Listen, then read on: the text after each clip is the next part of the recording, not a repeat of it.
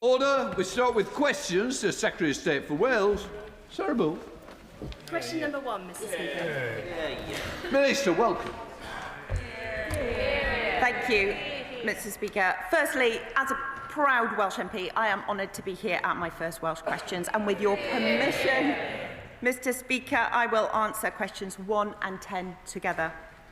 We fully recognise the role of farmers and the agricultural community in Wales, and that is why one of the first things I did as Minister was to meet FUW members at one of their members' farms just 2 weeks ago, and I will be meeting with the NFU later today to discuss important matters for their members, including inheritance tax. This government has also made sure to protect farm budget to Wales, ensuring the full £337 million has been allocated to the Welsh Government.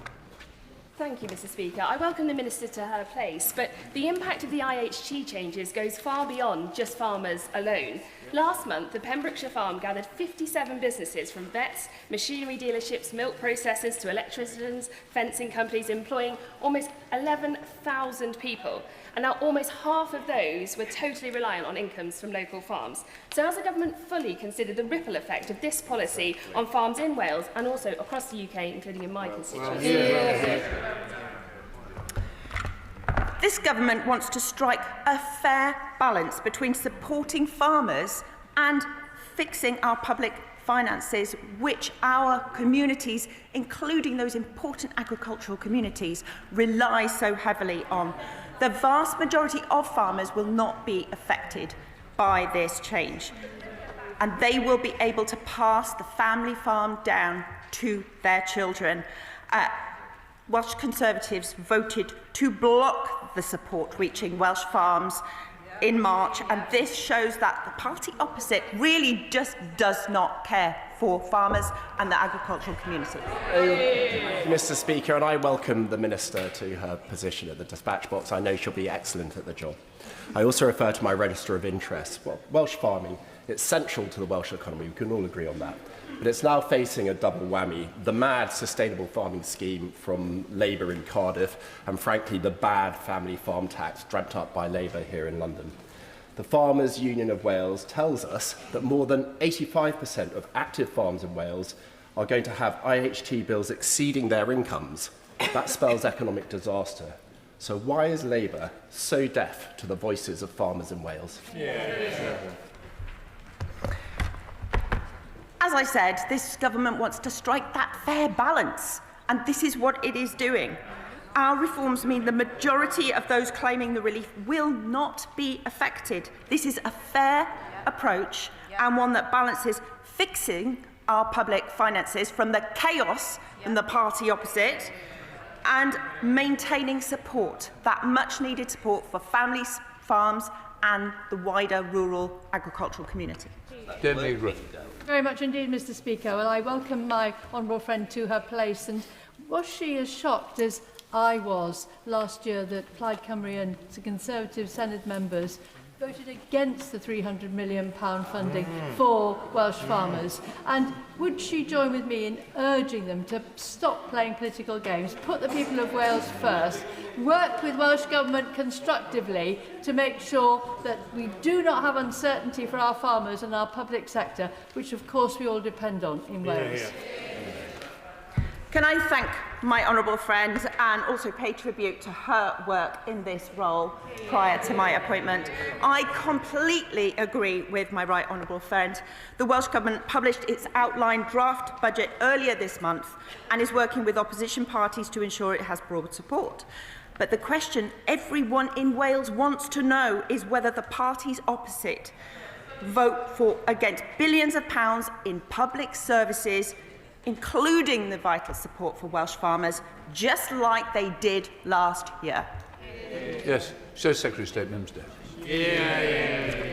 Well, Mr. Speaker, I notice it takes 3 women to take me on now, but may I very much welcome all the ministers to their places.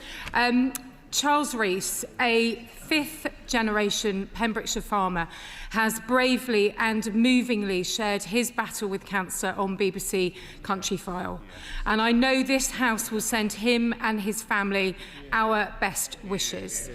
Yet his illness is not his only worry. He's also seriously concerned that his son, who's running his farm, could now be facing an unaffordable inheritance tax bill of £1 million solely due to this government's catastrophic family farm tax.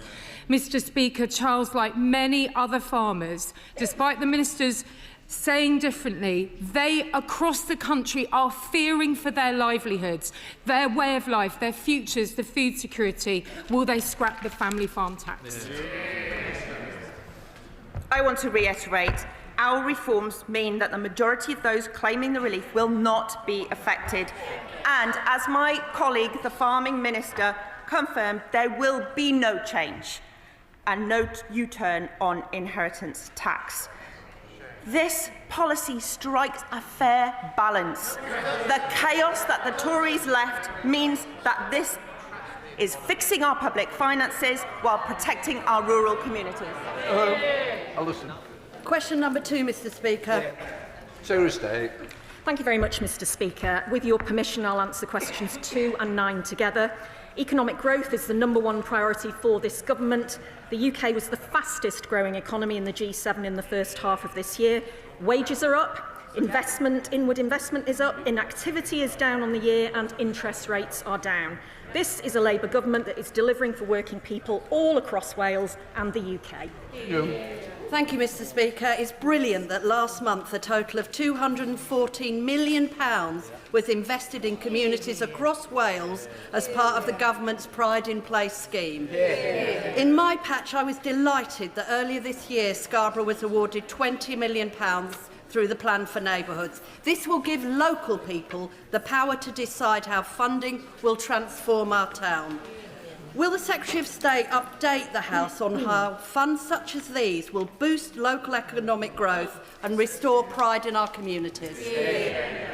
Can I thank my honourable friend for her question? Through the Pride in Place initiatives, we are putting power and resources directly into the hands of local communities, from Conway to Carmarthenshire, giving them the ability to decide the priorities that matter most and the funding to pay for visible and lasting change. And in Wales, 14 communities will benefit from £20 million of investment, alongside a further £34.5 million benefiting every single local authority across Wales. Together, these investments will help revitalise high streets, improve public spaces and community facilities, a central part of our mission to boost the economy and break down barriers to opportunity. Thank you, Mr. Speaker. As the MP for the very centre of London and the MP for Paddington Station, I know just how interconnected our country is and just how interconnected our economies are. We're focused on job creation. This is in stark contrast to the nationalist parties of Reform and Plaid. Will the Secretary of State update us on their impact on the impact of their damaging independence plans? Thank you, Mr. Speaker. Plaid Cymru's disastrous plans for independence are going to cost Wales £21.5 billion every single year. That's over £11,000 for every working age person in Wales, or over £7,000 for every single adult and child in Wales every single year. People of Wales deserve to know what public services they will cut or what taxes they would raise to pay for their divisive separatist plans. Ben Stewart. Thank you, Mr. Speaker. Could the Minister please explain to family businesses, because it's not just farmers who are terrified for the future of their family businesses, it's lots of other family businesses. If under the BPR, the Business Property Relief, a company that's worth, say, 20 million would have to pay £4 million in tax. Yet that doesn't fall on the business, does it, Minister? It falls on the person who inherits that business. So they will have to extract another £4 million, pay that tax in order to do it, crippling family businesses, crippling investment and hurting growth in Wales. That's true, isn't it? It's certainly not, because business confidence, he will have heard of tax planning, and so will the people that he's been talking about. As I say, investment is up in Wales. We've had record inward investment in Wales, a 23% increase on the previous financial year, 30% increase in jobs created. The UK is the fastest growing economy in the G7 in the first half of this year. Businesses are growing and developing and creating jobs under this government. Secretary of State, Minister Davis. Under the watch of the current Secretary of State, opportunities for young people are now unbelievably dire. Unemployment, despite what she says, is rising and employment is falling, and this situation is not good enough for the next generation in Wales. Last week, my colleague Darren Miller, who is our leader of the Senedd group, met the Welsh First Minister. Anyone know who that is, though? Offering to potentially support the Welsh Government's budget, provided Labour ministers agreed to scrapping Welsh stamp duty. Mr Speaker, it would help young people onto the property ladder in Wales, where it's the hardest to achieve, and boost the Welsh economy. Will the Minister confirm she agrees with scrapping Welsh stamp duty? And if so, what measures has she taken to persuade Baroness Morgan of Ely to scrap the tax in Wales? Thank you, Mr Speaker. Well, I'm very glad that she knows the name of the Welsh Conservative leader in the Senedd, because clearly her colleague, the Shadow Home Secretary, doesn't. And they must have ended their fight about who is the actual leader. But what I would say is we are delivering for the people of Wales. We have ended Tory austerity, largest budget settlement in the history of devolution, nearly £5 billion extra to spend on public services over the next 3 years. We're creating jobs. We've increased the minimum and national living wage for 160,000 Welsh workers. We are fixing the foundations of the chaos that her party left behind. Liz Saville-Roberts. Very well, Mr Lefarydd. Please allow me first to congratulate Lindsay Whittle on his seismic victory in Caerphilly. And in doing so, I pay tribute to the late Hefin David, whose service to his community was deeply respected. As Mr Whittle has said, he'll be a hard act to follow. I will never fill his shoes, but I promise I will walk the same path that he did. The results, Mr Speaker, show that people in Wales seek real change. So in her capacity as the Secretary of State of the Wales Office, what measures is she taking to press the Labour Chancellor to include measures that benefit Wales in the autumn budget? Can I thank my right honourable friend for her words about our late colleague Hefin David. I want to congratulate Lindsay Whittle on his victory on becoming a Senedd member, and I'm sure he will work very hard for his Caerphilly constituency for the next 6 months. As she will know, I'm not going to comment on discussions between myself and the Chancellor ahead of the budget. She'll have to wait to see what the Chancellor says on the 26th of November. Liz Saville-Roberts. Nonetheless, I think we all know that the autumn budget risks falling short of tackling the deep poverty and the lack of opportunities that still scar far too many Welsh communities. We need to tax income from wealth fairly, scrap the 2-child limit, ensure that families have the support they need to cope with rising costs. So she tells me to wait for the budget. Perhaps she would therefore be prepared for once to meet with me to discuss Plaid Cymru's proposals for a fairer, more ambitious UK budget, one that actually works for Wales. Will she meet with me? I'm very happy to meet the right honourable lady. Oh, it's Dave Dugan. Question 3, Mr Speaker. What have we got? Mr Speaker, I have regular discussions with the Chancellor and Treasury Ministers on a wide range of issues, including the cost of living. This Labour government is on the side of working people, and it's why we've already taken action by increasing the national minimum wage and the national living wage for 160,000 workers across Wales. We've frozen fuel duty and extended the warm homes discount. There is more to do. We're determined to put more money into people's pockets right across Wales. Dave Dugan. A century of Labour taking the people of Wales for granted came crashing down last week with the sensational victory of Plaid's Lindsay Whittle in Caerphilly, with Labour reduced to third place. And why would anybody accept any more Labour as Labour's cost of living soars, as Labour's Westminster perma crisis deepens, and as 700,000 people in Wales live under Labour's poverty prospectus? So she won't say what she's going to speak to the Chancellor about, but does she think the Chancellor is ready or willing to help the people of Wales? Because the people of Wales feel abandoned by Labour over the last 5 decades. I'm not sure whether the honourable member has ever been to Caerphilly or even to Wales, but If he has, that's good. If he hasn't, he needs to be careful about what he's saying about the people in Wales. He doesn't know what he's talking about. So absolutely does not know what he talks about. And his party's record in Scotland is nothing to boast about. And nationalists will divide the United Kingdom, costing Wales £21.5 billion every single year. Chair of the committee, Ruth Jones. Thank you, Mr Speaker, and I welcome the news last month that Newport City Council and Caerphilly County Borough Council both received £21.5 million each from the UK Labour Government Pride in Place scheme. This funding will empower communities across my constituency of Newport West and Isloin to invest in community assets, their local high streets, drive local growth and create jobs, thus reducing the cost of living. So does the Secretary of State agree with me that at last in Wales we have two Labour governments delivering for the people of Wales? The chair of the Welsh Affairs Select Committee is absolutely right. Our Pride in Place programmes, the Local Growth Fund, the City and Growth Deals, the investment zones and our free ports are all the result of having two Labour governments working together for the benefit of everyone across Wales. And taken together, they will boost the economy, draw in further investment, create thousands of jobs and raise living standards across Wales. They demonstrate this government's commitment to growth, practical, visible, long-term investment that empowers local communities and delivers real benefits for them. And David. Question number 4, please, Speaker. Mr Speaker, overhead lines are much cheaper to build. Undergrounding costs an estimated 4.5 times more than overhead lines, according to the Institution of Engineering and Technology.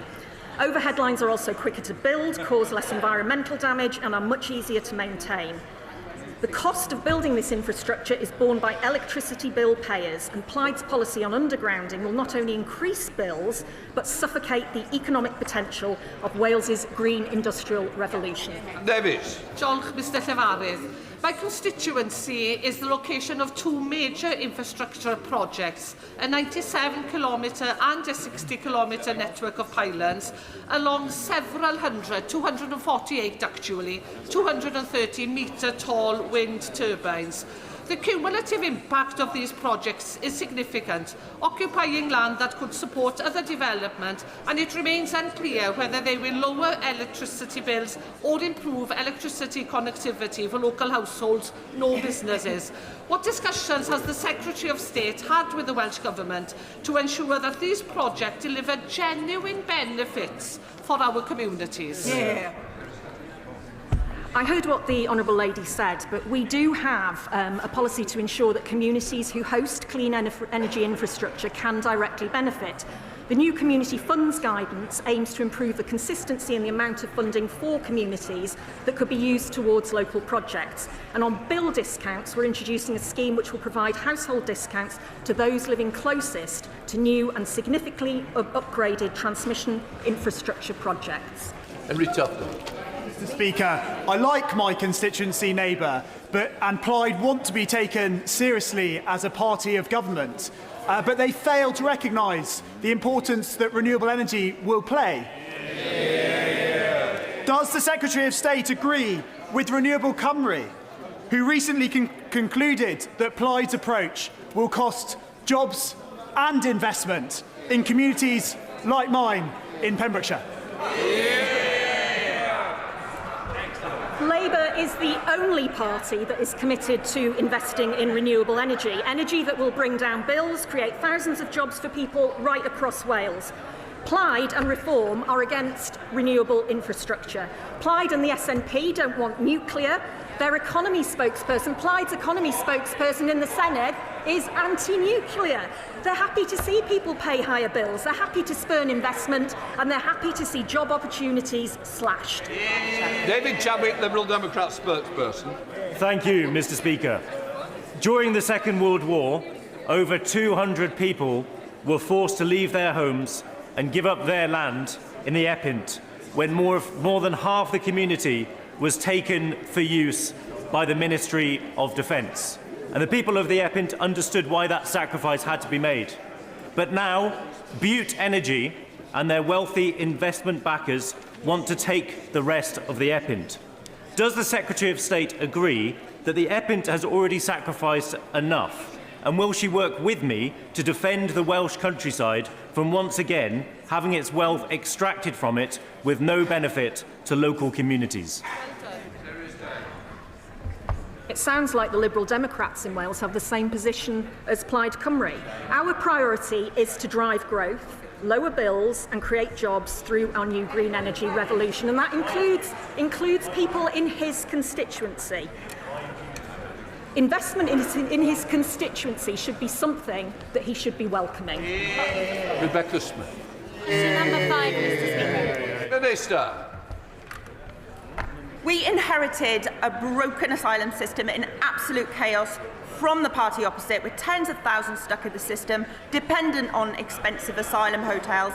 We are committed to ending the use of hotels as asylum accommodation as soon as possible and before the end of this Parliament as part of a controlled, managed and orderly programme. Rebecca Smith. Under the Welsh Labour government, waiting lists, educational standards and opportunities for young people have all ground to an abrupt halt. It is shocking, therefore, that the Labour Welsh government isn't prioritising these issues, which would make a real difference to the people of Wales. Instead, Labour ministers supported by Plaid Cymru are ploughing tens of millions of pounds into its nation of sanctuary policy that is believed to support services for some illegal immigrants. Does the Honourable Lady agree with me it is high time her colleagues scrapped this wasteful, non-devolved policy and instead focus their time on lowering NHS waiting times and improving standards in Glasgow?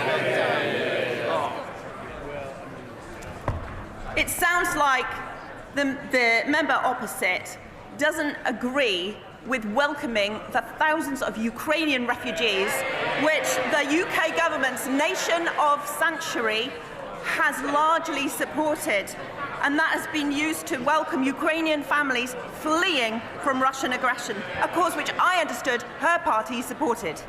Chris Evans. Mr. Speaker, can I associate myself with the remarks of the Leader of Plaid Cymru and pay tribute to Hefin David, my friend and colleague? I will say this, he was an amazing representative for Wales and a real warrior for those who found themselves neurodivergent or on the margins of society. I'm also delighted, Mr. Speaker, that Caerphilly is so popular today. It seems so many people only visited the constituency several times, or not at all, have only read about it in the press, have become experts about my constituency. And I am also pleased that the Minister raised today the plight of the Ukrainians, because if there is who came to Wales and seek sanctuary running from war. Because if there was one downside to that by-election, it was the talk of asylum seekers being bad people, that they're all illegal, they don't contribute anything. And I say to those people, come and see the exhibition that was on in Caerphilly Council and see what they contributed, and what message does the Minister have for those Ukrainians who are still seeking asylum in Wales? Minute. Thank you.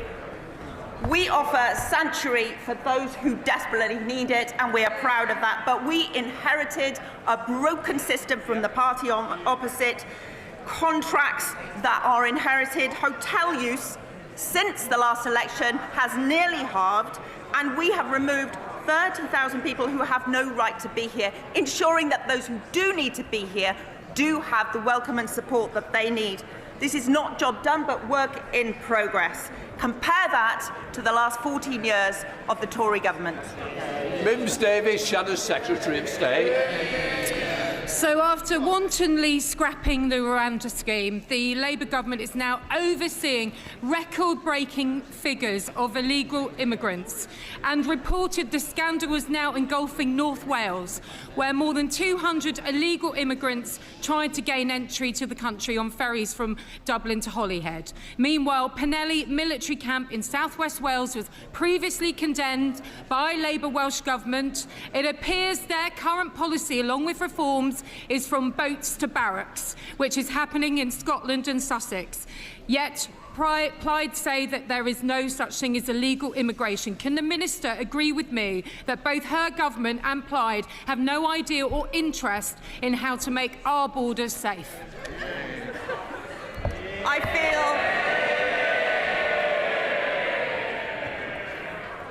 the party opposite forgets about the chaos that they created. We have inherited a broken system, inherited from 14 years of chaos, in contracts that we have to honour from the last government, But in the last year, we have halved the use of hotels. We have removed 30,000 people who have no right to be here. This is not job done, as I say, but it is work in progress, and compare that work in just 1 year to 14 years of chaos under her party's government. Catherine Brooks. Question number 6, Mr. Speaker. From bench number 6, Minister. We are investing at least £445 million into Welsh Rail to right years of underfunding by previous governments. This will mean new stations, more and faster trains along the key lines, improve cross-border connectivity, create jobs and boost economic growth. I thank the Minister for the investment of £445 million, which will be a fundamental driver of economic growth and connectivity in South Wales.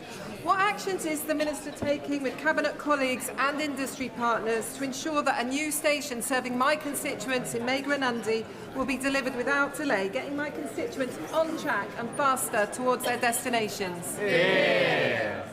I thank my honourable friend. She has been a strong champion for this rail investment, which is key to unlocking Wales's economic potential.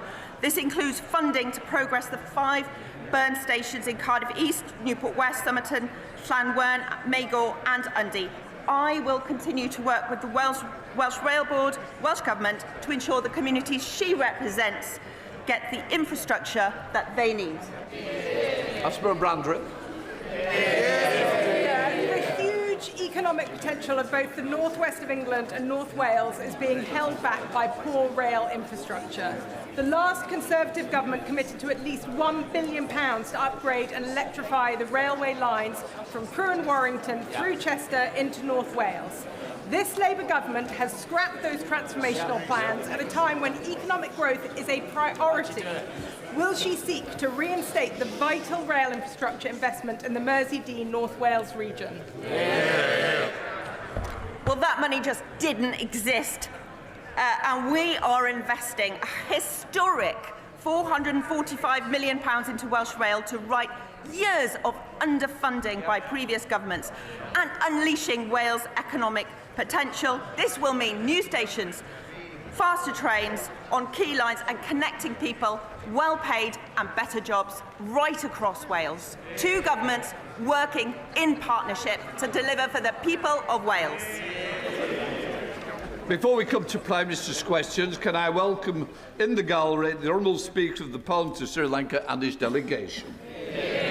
We now come to questions to Prime Minister Nick Smith. Number 1, please, Mr. Speaker. Prime Minister. Mr. Speaker, the scenes of destruction emerging from Jamaica are truly shocking. Both the Foreign Secretary and I have been in close contact with our Jamaican counterparts in recent days to offer the UK's full support.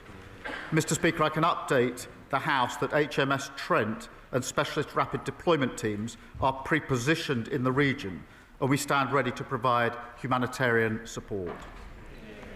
Mr. Speaker, Awab Ishaq died 5 years ago from a respiratory condition caused by exposure to black mould in his flat in Rochdale. He was just 2 years old. No child should grow up without the safety and security of a decent home. For far too long, millions of people have lived at the mercy of rogue landlords and insecure contracts. Labour is ending that. Despite the best efforts of the Tories and Reform who voted against it, our Renters' Rights Act is now law, including Awab's law. Fighting for working people, that's the difference a Labour government makes. And on that issue, Mr. Speaker, this government has secured the biggest deal to manufacture Typhoon fighter jets in this country for almost 20 years. We secured that deal because the UK is back as a leading and trusted member of NATO. A timely reminder for the Green Party, whose policy is to take us out of NATO, the Putin-friendly Reform Party, who would have no standing with NATO, and for the leader of the opposition, you don't win NATO deals by not turning up to NATO summits. Mr. Speaker, this morning I had meetings with ministerial colleagues and others.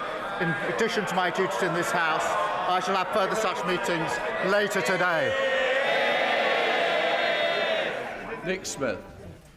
Mr. Speaker, can I associate myself with the Prime Minister's remarks about supporting Jamaica? Across our country and in Blaenau Gwent and Rumney, off-road bikers are a menace.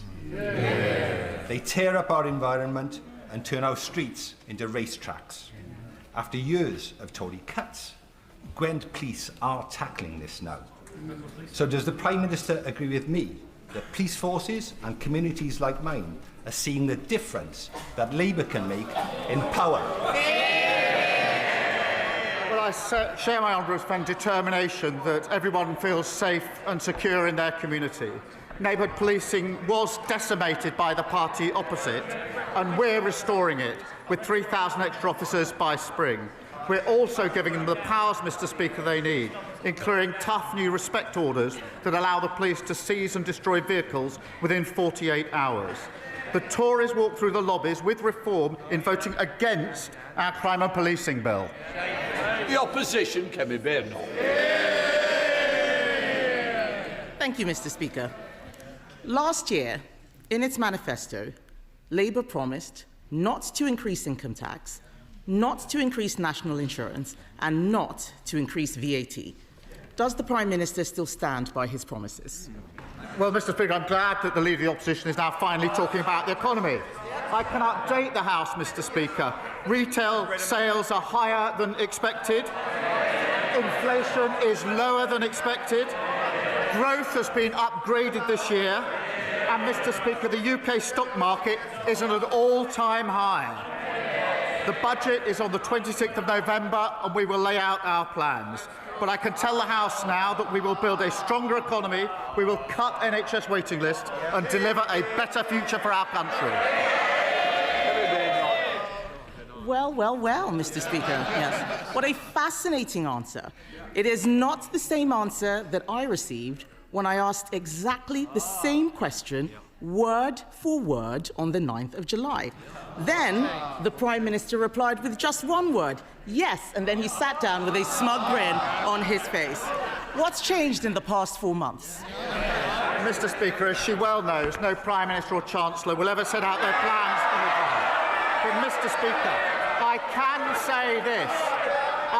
say this, Mr. Speaker, because the figures on the productivity review that's being undertaken, this is a judgment on their record in office.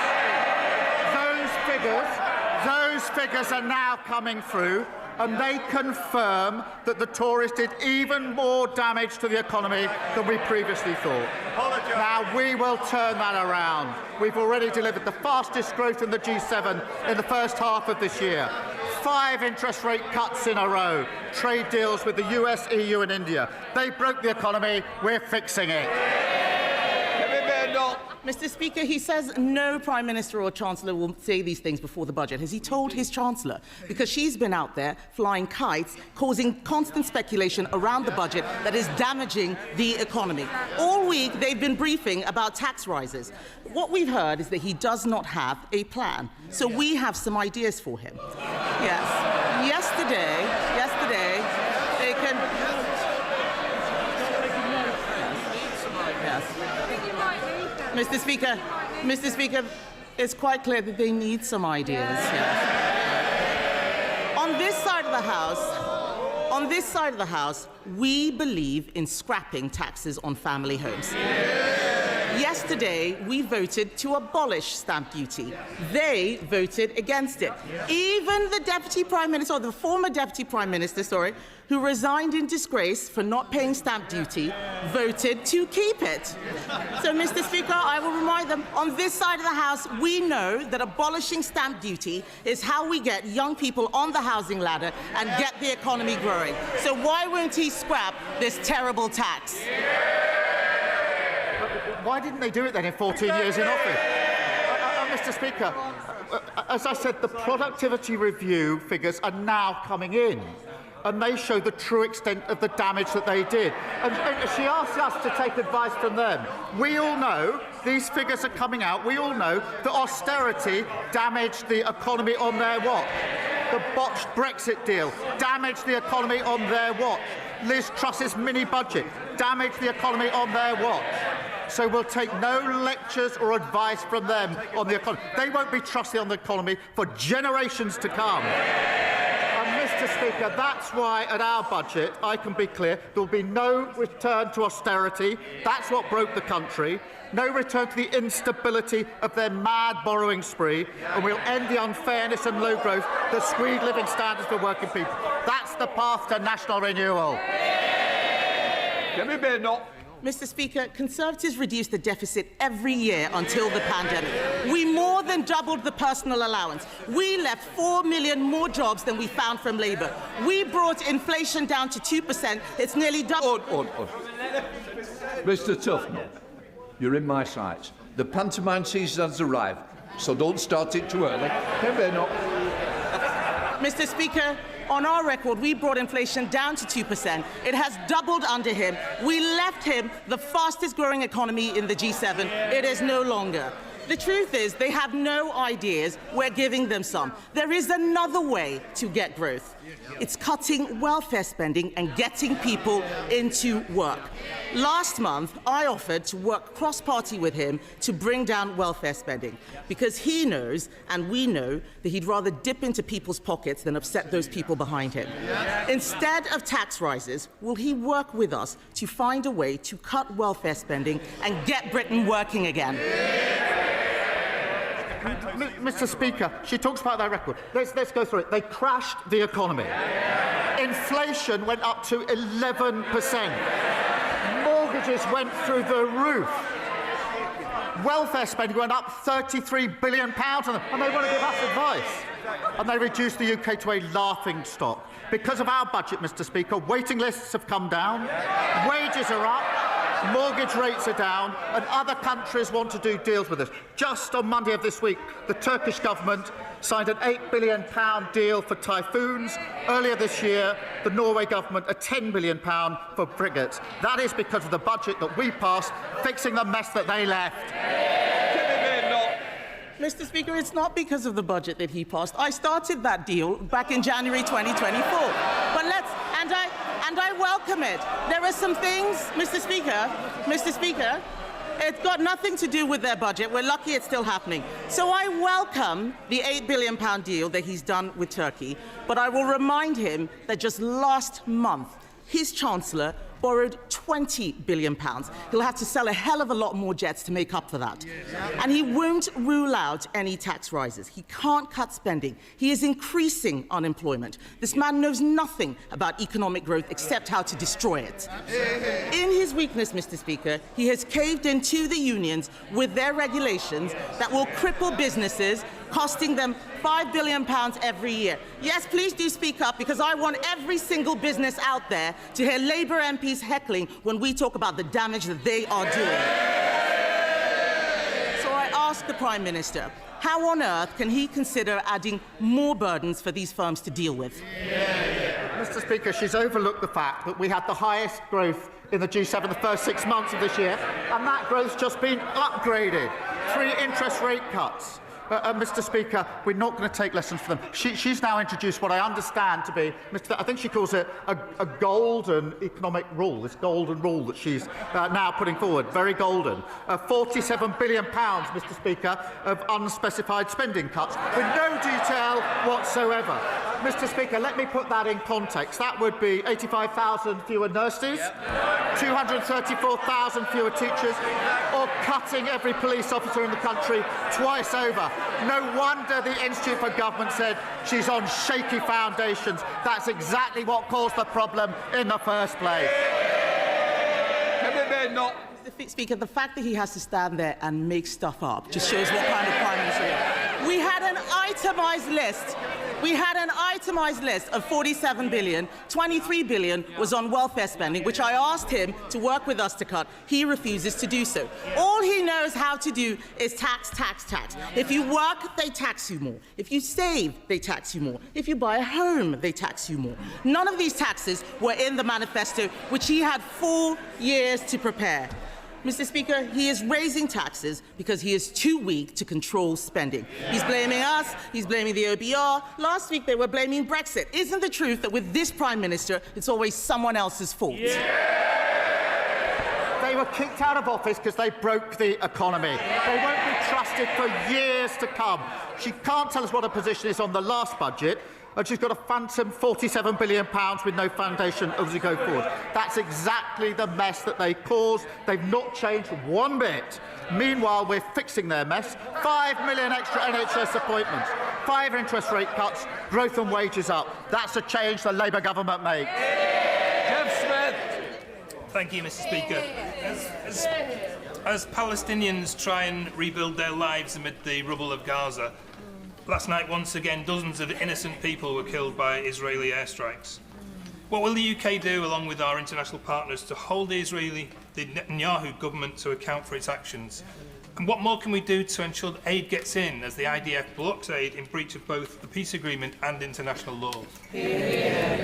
Well, I thank him for raising this, and I'm deeply concerned, Mr. Speaker, by the strikes, and that underlines the fragility of the ceasefire deal. All sides need to uphold President Trump's peace plan. It is the only route to long-term peace for Israelis and Palestinians. We are, of course, in close touch with the US and regional allies, pushing for de-escalation. Mr. Speaker, the scale of destruction in Gaza is unimaginable. The immediate priority remains getting aid in at the speed and the volume needed. Thank you. We come to the Leader of the Liberal Democrats, Sir Ed Davey. Thank you, Mr. Speaker. And can I associate myself with what the Prime Minister said about Jamaica and indeed all those islands and countries affected by Hurricane Melissa? Our thoughts and prayers are with all those affected. And I'm sure the whole House will want to join me in paying tribute to Prunella Scales, Mr. Speaker. I suspect I'm not the only member of the House with a Fawlty Towers DVD box set. She will be greatly missed. Mr. Speaker, across Europe, in countries like Poland, Germany and France, we've seen evidence of dangerous Russian interference in their politics. Last month, the former leader of a major party in Wales pleaded guilty to taking bribes to make pro-Russian statements. The evidence shows Nathan Gill was a close confidant of the current Reform Party leader for years. So does the Prime Minister agree with me that it's time we had an in-depth investigation into Russian meddling and money in British politics? Joining his comments on Prunella Scales, and on this question of Russian interference, it is a serious problem in countries across Europe, including in our country, where it's a constant threat. Mr. Speaker, for NATO allies, the conflict in Ukraine and dealing with Russian aggression is the #1 issue. And that is why I have to say the Reform Party would be an absolute disaster for our defence. We are a trusted member of NATO. We wouldn't be a trusted member if we were Putin friendly. We are leading the coalition of the willing, giving security and comfort to 30 other countries that would collapse under reform because they're Putin friendly, and it'd be a real threat to our defence and our security. Sir Ed Davey. Mr. Speaker, I'm grateful for the Prime Minister's reply, and I agree with him on Ukraine, but I do hope he will look at an investigation into this Russian interference in our politics. Mr. Speaker, last week I questioned how he can accept the damage of Brexit while refusing to do anything meaningful about it. The damage is clear, with the Financial Times reporting that lower productivity growth alone has blown a £20 billion black hole in the public finances, just part of the Brexit black hole that Conservatives and Reform will not apologise for. Last week, he rejected my plan for a new customs union. So can I ask him what action he will take to change the Brexit deal, or is he just planning to complain about it? Well, he must have overlooked the fact that there was a UK-EU summit earlier this year in which there were 10 strands to the change that we've already agreed in relation to relationship with the EU, including closer trading relationships, including closer work on defence and security, and that is an iterative process that we will continue into next year. But he's absolutely right about the botched deal of the last government, the damage that's done to our economy, and we're just seeing some of the figures coming through in relation to that. That's one of the reasons, or one of the factors behind the way they crashed the economy. Jonathan Brash. Thank you, Mr. Speaker. Football is a game based on fairness, yet brilliant clubs that unite communities every week like Hartlepool are being held back by a fundamental unfairness.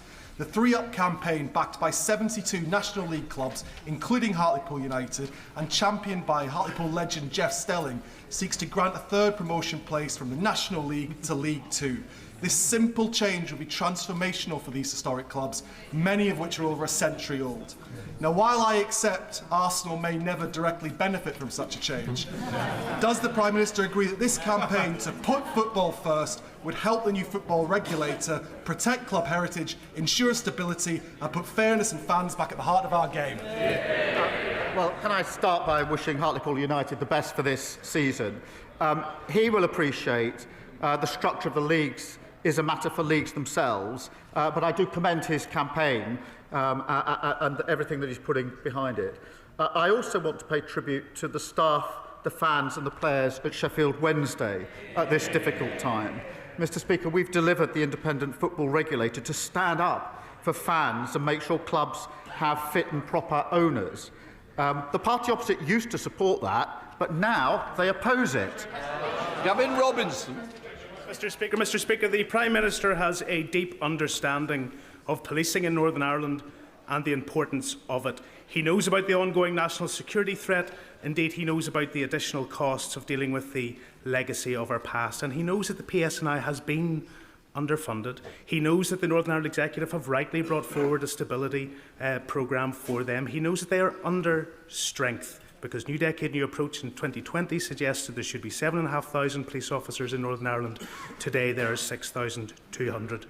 But does he know that the Treasury did not look favourably upon a request to draw upon the reserves for a data breach cost of £120 million? Does he recognise that in Treasury terms that incident was unpredictable, it was unforeseeable, it's unaffordable?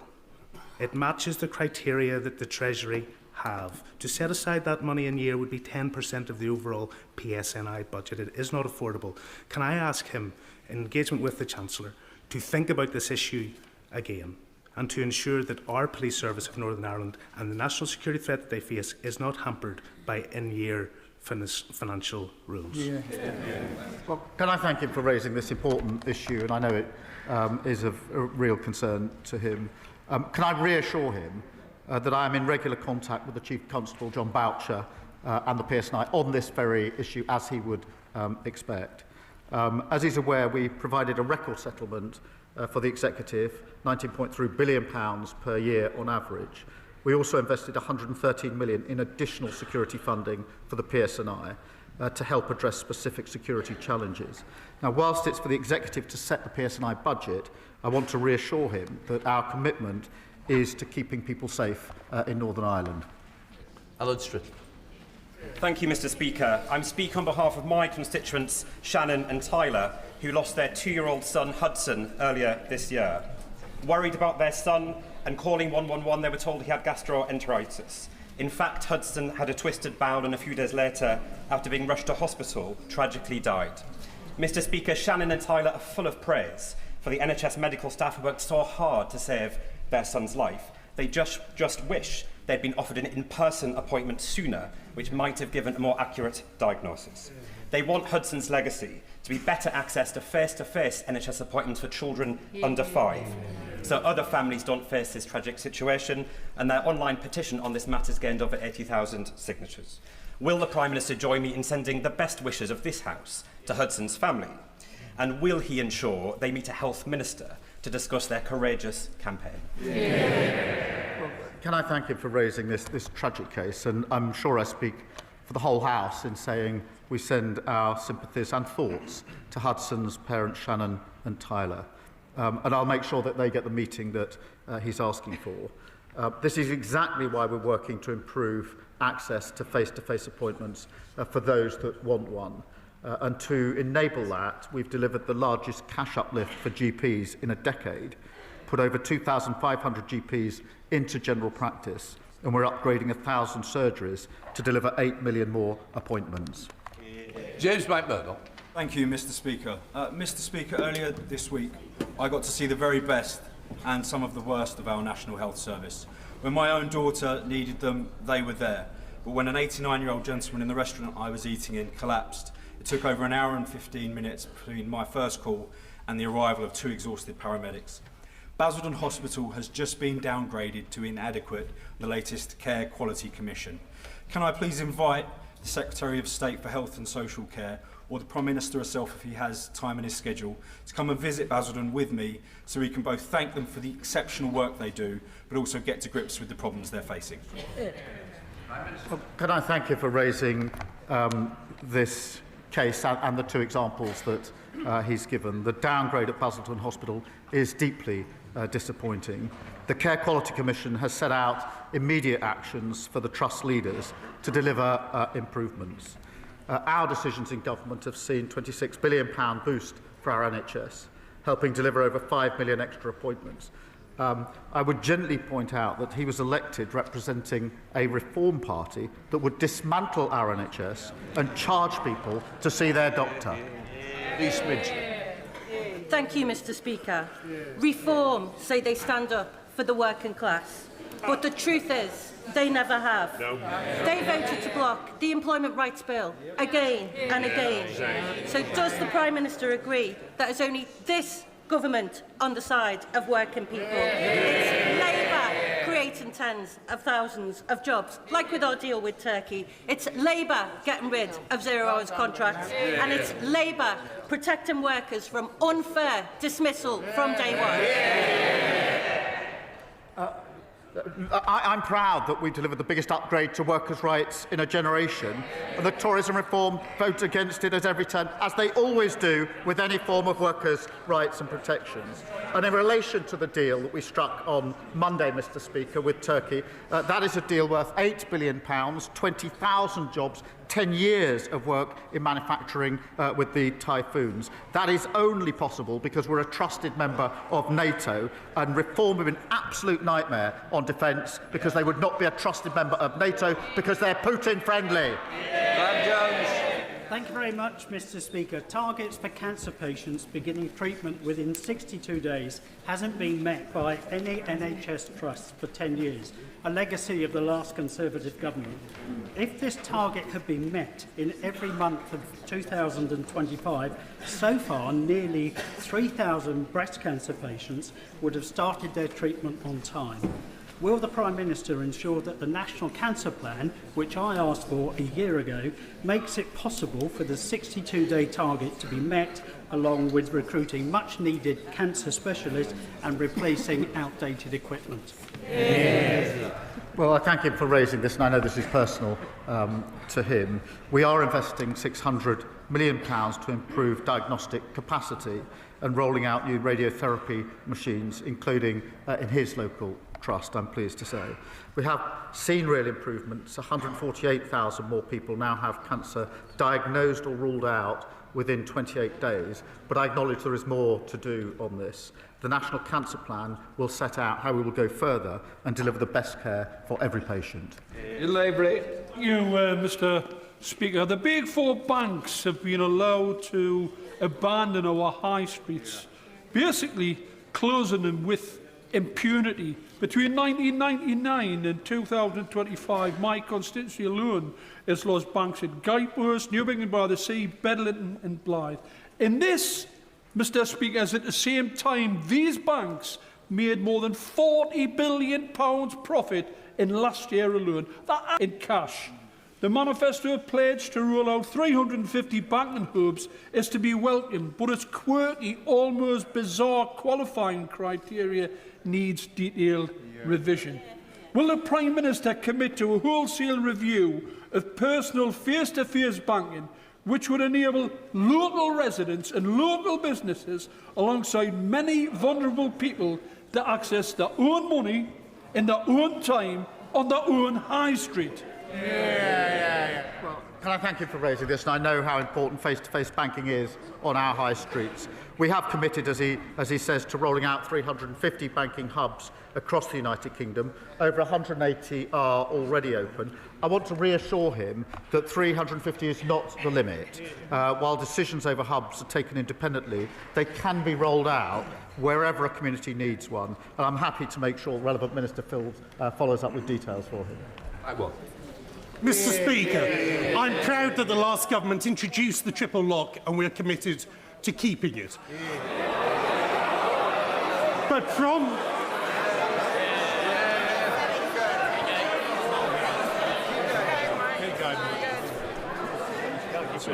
The problem is one or two you're trying to catch my eye. If we don't catch my eye, if we don't get through, you won't get a chance, might one. Thank you, Mr. Speaker. It was a great achievement of the last government and we will be keeping it. But from April, pensioners with private pensions as low as £2 a month will be paying income tax for the first time. Now, last year's budget, the Chancellor was clear that extending the freeze on personal allowances would breach their manifesto commitment. So will the Prime Minister prove the media speculation wrong, keep his promise and guarantee that there will be no extension to the freeze on personal allowances? The freeze was introduced by them. That's why it's coming in next year.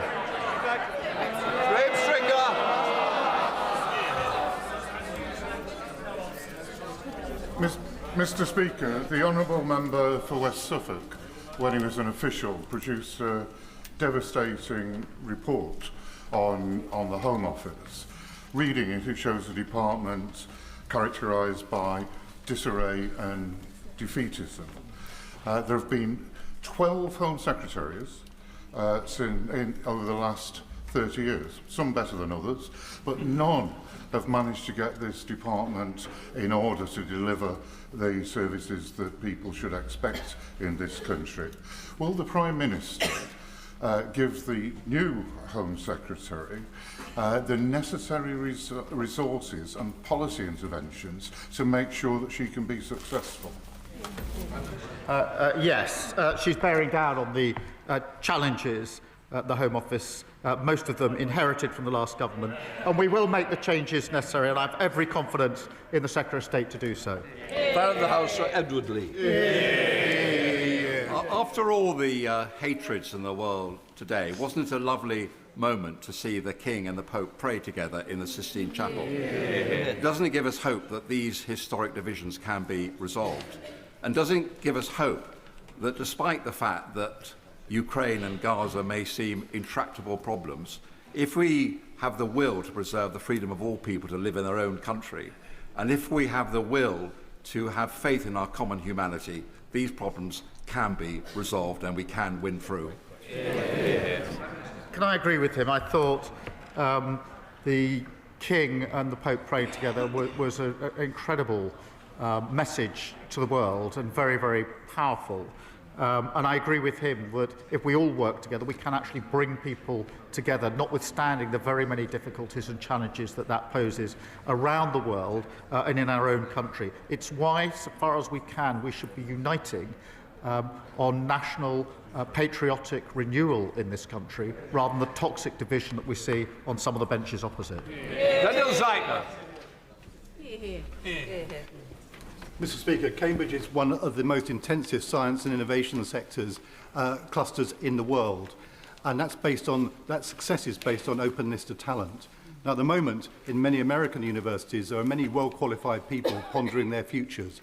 What a fantastic opportunity, but it is a global competition. So can I ask the Prime Minister what our government is doing to make their destination of choice the United Kingdom? Well, my honourable friend's constituency is just one example of why the United Kingdom is a world leader in educating and attracting the brightest minds. Our immigration white paper includes changes to make sure more of the world's best graduates and entrepreneurs start their careers and their businesses here. Mr. Speaker, we're also boosting our R&D sector with more than £86 billion, making sure we continue to attract the best and the brightest. Alison Griggs. Thank you, Mr. Speaker. Last weekend, I spoke to Paul, who runs Bar Humbug Sweets in Littlehampton. And yesterday, I heard from Matt, a tech entrepreneur whose British company employs thousands worldwide. Their businesses couldn't be more different, but they both told me the same thing. This government is piling on new taxes, regulation and costs that make it harder to create jobs, invest and grow. So when will the Prime Minister stop choking opportunity and start backing the people who create jobs in the first place? Well, Mr. Speaker, our small business plan was widely welcomed by small businesses across the country, not least because of their input into it. But she complains about the measures we had to take at the last budget, including national insurance. It says chose to take. They still can't say whether they'd reverse them. They know nothing about the damage they did to our economy. Janet Davey. Mr. Speaker. Mr. Speaker, I'm wearing all black today, and that's to demonstrate my sorrow due to a fatal stabbing that took place in my constituency yesterday. Now, we all know that one death is one death far too many, but I've had 2 deaths in my constituency in the last few weeks. My community needs reassurance. Knife crime must end. Can the Prime Minister say what more his government is doing to tackle knife crime? Well, can I thank her for raising these tragic cases which have a huge impact on families, friends and communities. And I know that she's a passionate and dedicated campaigner on this issue. Every single life that's lost to knife crime devastates communities, and that's why we've banned zombie knives and ninja swords and have strengthened controls on online knife sales. Mr. Speaker, we're also giving stronger powers for police in our crime and policing bill, which both the Conservatives and Reform voted against. Glover. Thank you, Mr. Speaker. I had the recent privilege to visit Fitzwarren School in my Oxfordshire constituents, Didcot and Wantage, the only special school that we have, and see the excellent care and education that they provide. Given the urgent need for more funding for additional special schools and to enable special schools to spread their expertise to mainstream schools, what does the Prime Minister say to parents and education workers who are desperately worried by his government's decision announced last week to delay SEND reforms? Well, I'm grateful for him raising this, and I think the broken SEND system is the issue that's been raised with me more frequently than any other issue at Prime Minister's questions. That's why we do need to review it. It's not working for any of those involved, particularly children and parents. It is important that we get it right, and insofar as we can, that we get a consensus about how we go forward, and that's what we're attempting to do. Mr. Speaker, a 4th patient has entered the glioblastoma drug trial set up in memory of my late sister. Today, we are joined by Ben Trotman, a patient of a similar trial in 2022, funded by the John Moulton Foundation. Since then, Ben has married Emily, and in March they welcomed beautiful baby Mabel. Can I ask the Prime Minister when the National Institute for Health Research will spend the 40 million given in 2017 for trials on brain tumours? Or will glioblastoma patients always rely on the grief-stricken or philanthropist for life and hope? Well, Mr. Speaker, can I begin by paying tribute to her sister Margaret, who was a guiding figure in the Labour Party, and the powerful legacy that she left in helping us to tackle brain cancer. We are determined to improve cancer survival rates and hit all NHS waiting times in relation to cancer, so no patient waits longer than they should. And that's why we're investing £1.5 billion in new surgical hubs and diagnostic scanners to help deliver over 30,000 more procedures and over 1.2 million diagnostic tests. Final question, Caroline Lund. Mr. Speaker, I recently met around 20 independent local traders in Totnes who are furious that the last bank in town will close in January and that Link have refused to consider a banking hub. My businesses and constituents, 1,100 of whom have signed a petition, deserve better. Now, the Prime Minister has just told the member for Blyth and Ashington that a banking hub can be rolled out wherever a community needs one. So will he now back my campaign, ask his ministers to write to Link and instruct them to grant a banking hub to Totnes and to review the eligibility of rural towns for such hubs so that we can keep our vital high streets alive? Can I thank her for raising this, and she'll have heard the answer I gave just a few moments ago. What I will ensure is that she gets a meeting with the relevant minister so she can put the case in relation to the banking hub in question.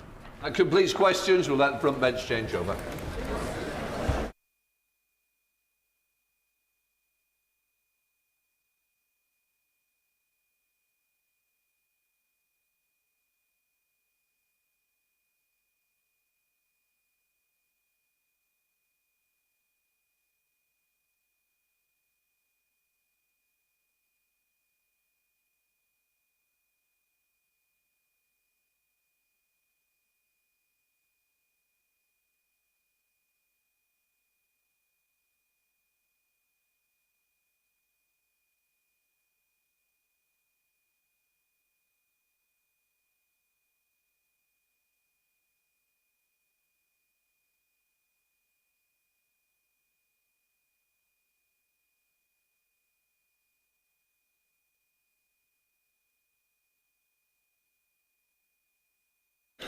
Right, we now come to the urgent question.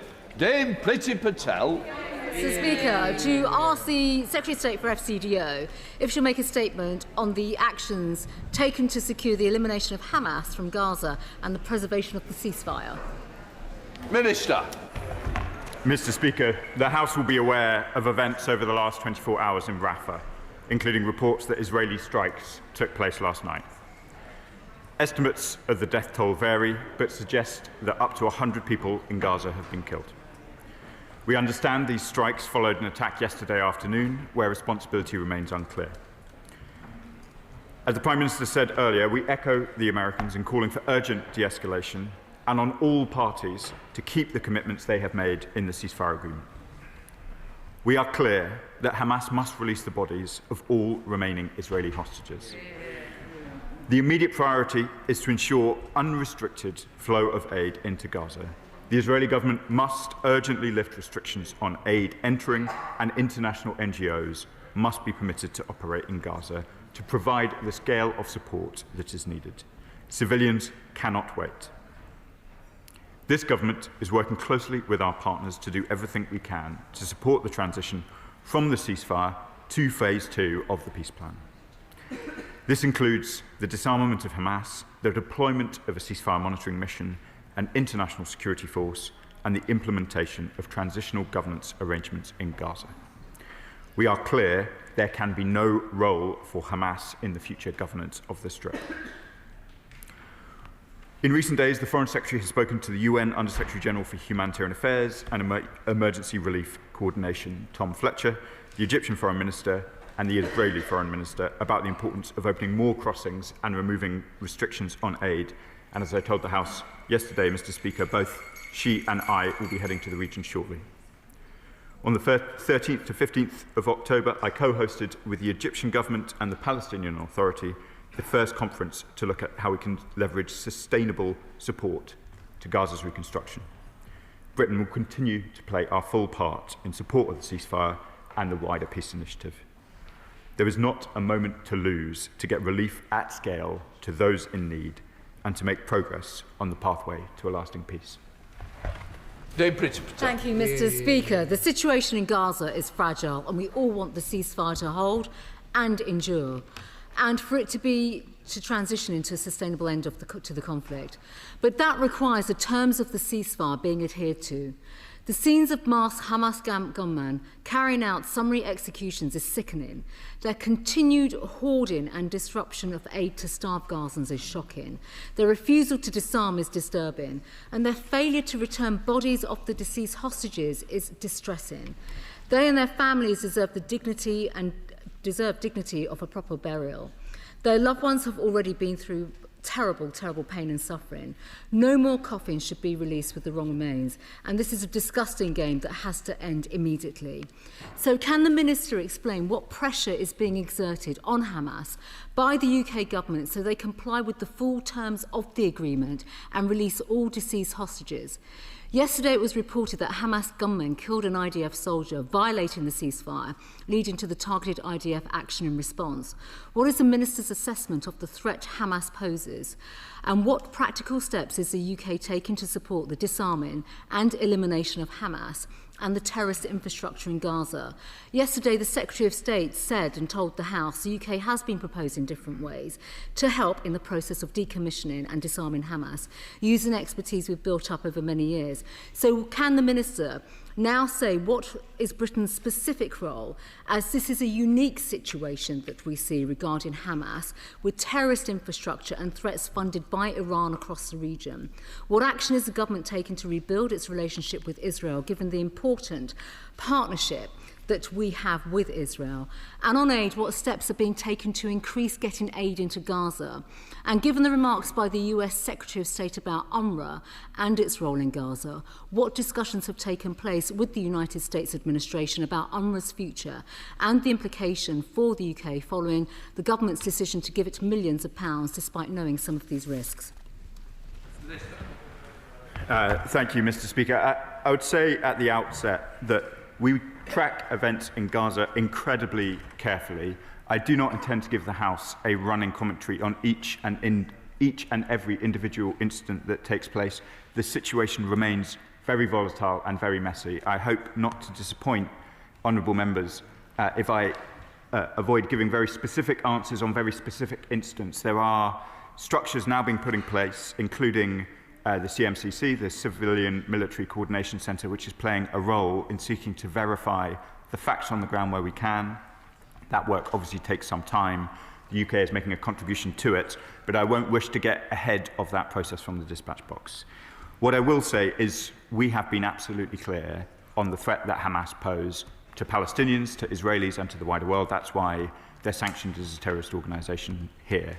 We are taking a range of measures with our partners to work through the very complicated but necessary steps, whether it's about transitional governance in Gaza, the security arrangements that need to follow, the international security force, and a whole range of other questions.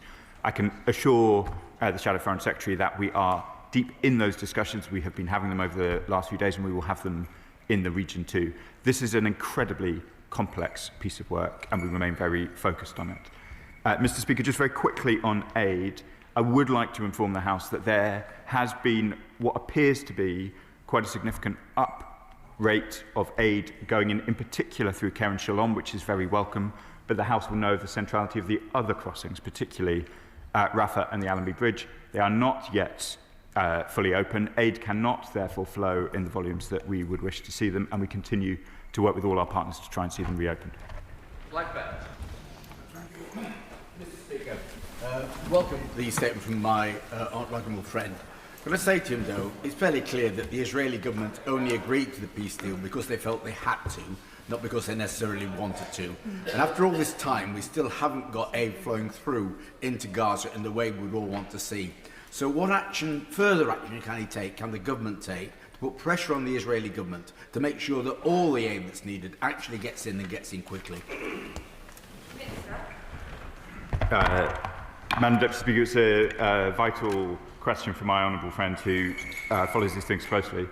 As I said in my last answer, to get to the volumes that we need, we are going to need both Rafah and the Allenby Bridge to be reopened. It is welcome that there does appear to be an increase of aid through Kerem Shalom, both UN aid and private trucks, and it is vital that the Palestinian private sector, particularly in Gaza, is able to get goods in, restart the market, and enable people to go about their normal lives. We will, as you would expect, continue to work with all of our partners until we see the reopening of those crossings. Liberal Democrat spokesperson Callum Miller. Madam Deputy Speaker, the ceasefire was a rare moment of hope despite the challenges ahead, and so we share the dismay that extremists on both sides continue to look for opportunities to restart the war. We feel the distress of hostage families being tortured by Hamas cruelty and the grief of those whose family members, women and children, die under IDF bombs. The fake recovery of bodies by Hamas, as evidenced by the Red Cross, is a cruel and despicable act. Yet we can also see that extremists in the Netanyahu cabinet who have no interest in peace nor in the rights of Palestinian civilians are straining at the leash to retaliate. It is this cycle of violence and suffering that we must break. So I ask the Minister, what steps has the government taken to work with regional partners to force Hamas to find and return the remaining hostage bodies and to disarm? And given the importance of maintaining President Trump's interest and attention, what conversations has the Minister held with US counterparts to ensure that the White House does not lose focus on the prize of peace through a two-state solution?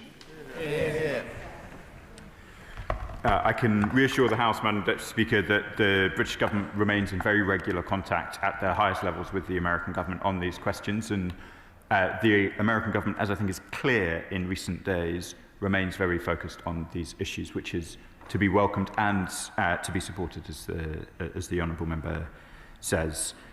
He raises important points about the recovery of bodies as well. I can confirm that I have been in talks with many of my opposite numbers across the region, most recently my Qatari opposite yesterday, as has the Foreign Secretary, and we continue to make these points with force. Nick Smith. Thank you, Madam Deputy Speaker. And could I thank the Minister for his answering of the question? Could I say what a great job he does over time at updating our chamber? He's been terrific through this difficult period. Can I, though, ask him more about the type of aid that he thinks our country needs to send into Gaza to support the people there? Members, I thank my honourable friend for his kind words. There are two areas where aid is going to be particularly vital. Of course, the immediate needs that the Gazan people have and the humanitarian programme to meet those needs. Most recently, in Sharm el-Sheikh, the Prime Minister announced a £20 million contribution focused on water, sanitation and health. But there is also a need for the sustainable reconstruction of Gaza. The message we hear so often from Palestinians is that they wish their own companies and their own private sector to be engaged in that endeavour. They don't simply wish to see the World Bank or the United Nations leading the charge. They too want to take agency of those questions, and that was one of the reasons we involved them so closely in the conference I held in October. Kit Malthouse. Thank you, Madam Deputy Speaker. Once again, it is the children of Gaza who seem to be bearing the brunt of the violence, with reportedly 35 of them liquidated overnight in casual dropping of bombs in retaliation. Equally as shocking is to realise that there will be absolutely no accountability for these deaths whatsoever. Unlikely to be any investigation into the targeting or the intelligence that was used. No sense of any impunity or punishment for what is very obviously a significant crime. Allied to that, it's proven to be quite a handy distraction to the very significant violence and brutality that's taking place in the West Bank on a daily basis. So can I ask the Minister, please, given that we've now recognised Palestine as a sovereign nation, will there be any further measures to deter Israeli aggression on Palestinian soil? Minister. Madam Speaker, we've spoken on a number of occasions in this House about events in the West Bank, and we have announced 3 waves of sanctions, including at the most senior levels against the Israeli government. I want to reassure the House that we remain very much focused on settler violence. We are moving into the olive harvesting period, which, as the honourable member will know, is a period in which violence is often particularly high, and regrettably we are seeing similar trends this year, and I'll have more to say about that later in the day. In relation to his first point about individual incidents, I refer to my previous comments. It is really important at such a delicate moment for the ceasefire that we are as precise as possible, and that's why the CMCC is engaged in the way that it is. Hannah Bacon. Thank you, Madam Deputy Speaker. The International Court of Justice has called on Israel to allow aid into Gaza, announced its occupation of the Palestinian territories as unlawful and demanded the removal of troops. Does the Minister understand that so as long as there are boots on the ground and that UK arms are still sold to Israel, that there will not be the peace that is needed for the Palestinians unless they are allowed to determine their fate and to be free from the violence that they're continuing to face? Minister. I think the honourable member refers to the ICJ advisory opinion in relation to the occupied Palestinian territory. There has also, as the House will be aware, been another advisory opinion from the ICJ more recently in relation to aid accessing Gaza. So, assuming it's in relation to the first of those, we have taken very significant decisions since that advisory opinion, not least the recognition of a Palestinian state. And I just want to clarify for the House once again that no British weaponry is used in either Gaza or the West Bank, apart from subject to those measures in relation to F-35s that we've previously discussed. Andrew Morrison. Thank you, Madam Speaker. The Minister quite rightly said that Hamas must disarm and there can be no place for Hamas in the future of Gaza. And yet, the White House appears to be licensing Hamas to conduct internal security operations. What conversation is he having with his US counterparts to reconcile the UK position, which he clearly outlined, and that of the US? Minister. As the honourable member knows, disarmament is usually a process. It takes time, it requires great complexity and very serious technical work. We want to ensure that Gaza is free of Hamas, that they are disarmed. That will take time, and that is the work that both us and the Americans are engaged in. Noah Law. Thank you, Madam Deputy Speaker. Both in Gaza, where grassroots peace builders will face the immense task of reconciliation, and here at home, where debate has become dangerously polarised, the peace plan and a two-state solution remain the only credible path forward. And we must all be absolutely clear in condemning Hamas, who have no place in the future governance of a free Palestine, and the atrocities continuing to be committed by Prime Minister Netanyahu's far-right government. So 2 wrongs, put simply, Madam Deputy Speaker, do not make a right. And I would urge the Minister to make a statement calling for unity at this fractious time. Minister. I thank my honourable friend for the question. There obviously have been innumerable wrongs in the region in recent months, and what is important is that we now continue the work, move forward with the ceasefire into phase 2 and see the wider peace plan fully implemented. Leila Moran. Thank you, Madam Deputy Speaker. Throughout this horrific 2 years, I have kept trying to make the case for the innocents, for the people who did not choose any of this, who are not responsible. It is completely unacceptable that Hamas has not released all of the bodies. And it is equally unacceptable that the Israeli authorities released 100 Palestinian bodies with just numbers. What is this government doing to help the Palestinian authorities identify all the bodies in both Israel and Palestine who have been returned, so that those families can grieve and the dead can get the dignity that they deserve? Minister. Madam Deputy Speaker, the honourable member speaks with personal experience, real force, and obviously a very long track record on these issues. My heart goes out to families on both sides. Mortuary processes are difficult in the best of times, and one can only imagine the agonies that they are facing. We're not aware of specific requests to us for support on mortuary services, but if there are some, I'm very happy to consider them. Imran Hussain. Thank you, Madam Deputy Speaker. Let us be clear. Peace cannot exist under impunity. Weeks into the ceasefire, Israel has once again bombed Gaza, killing over 100 Palestinians, including over 35 children, as it continues its genocide.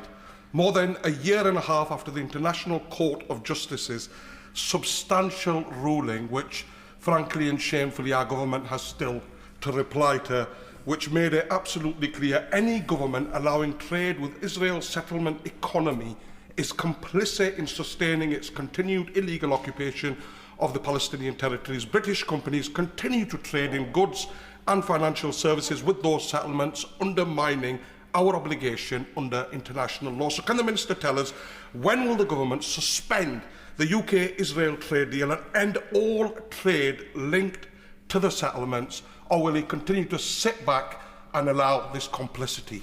Minister. Madam Deputy Speaker, since the ICJ advisory opinion that's been referred to, I wouldn't want the House to have the impression that the British government has done nothing. We have, at the centre of that advisory opinion, is the question of the status of the occupied Palestinian territory. We have been clear subsequently in recognising a state, what the status of that territory is. He raises important questions about the trade of goods with settlements. We do not accept trade with settlements on the same basis that we do trade with Israel. It is where British companies are doing so, they are in breach of the trading arrangements. HMRC will take an interest. They need to ensure that they know who they are trading with and in which territory. It is obviously difficult, as a whole range of nations and states have found, to ensure that if in settlements people wish to falsely label where the thing is produced, it is very difficult for others to then be able to determine. And I know he follows these issues very closely. He will no doubt be interested in the efforts of the Irish government in order to try and pass exactly the kind of legislation that he is describing and the very many difficulties that they have encountered in so doing. We are not in breach of our international obligations. If the honourable member would like to point me to some legislation which does what he says, which is in operation, I'd be grateful to see it. But I think this is one of those questions where we need to continue to work with our partners to ensure that the status of the occupied Palestinian territory, part of the Palestinian state, is understood by all. Greg Smith. Thank you, Madam Deputy Speaker. On top of the absolute imperative of Hamas releasing the remaining hostage bodies, on top of ensuring Hamas not only completely disarms but is removed from all governance in Gaza, will the Minister agree with me that there also needs to be a widespread de-radicalisation programme to undo the damage that has been done by innocent children in Gaza being taught in their textbooks, some of which were funded through UNRWA as an uncomfortable truth, to hate Israel and to hate Jews. That de-radicalisation must happen also. Minister. There has been much work done in recent months, including under this government, in relation to the curriculum in Gaza. I'm aware of the concerns that have been raised about it. The funding to UNRWA that we have provided, which the Shadow Foreign Secretary referred to, included specific provision for ensuring that all of the reforms identified in the Colonna report, including in relation to curriculums, were followed through, and we continue to engage with UNRWA on those questions. Lizzie Collins. Thank you, Madam Deputy Speaker. My colleagues have already asked about the current horror in Gaza, so I'm going to pivot to the longer term. Before this crisis, we saw decades of legal settlements on Palestinian territory. So I welcomed the government's sanctions on extremist settlers and Israeli ministers. But I don't want us to lose sight of this issue, Madam Deputy Speaker. So can I ask the Minister to consider what further steps he can take, including trade restrictions, to combat illegal settlements? Minister. Madam Deputy Speaker, my honourable friend is absolutely right. There has been a significant increase in settlements and violence associated with those settlements. This is a continued problem, and we will continue to work at it alongside our partners to try and see this terrible trend reversed. Stephen Flynn. I get the impression that the Minister shares my despair at what feels like the constant impediments to real progress that are being put in place both by the impunity of Hamas but also by the impunity of Benjamin Netanyahu's genocidal regime.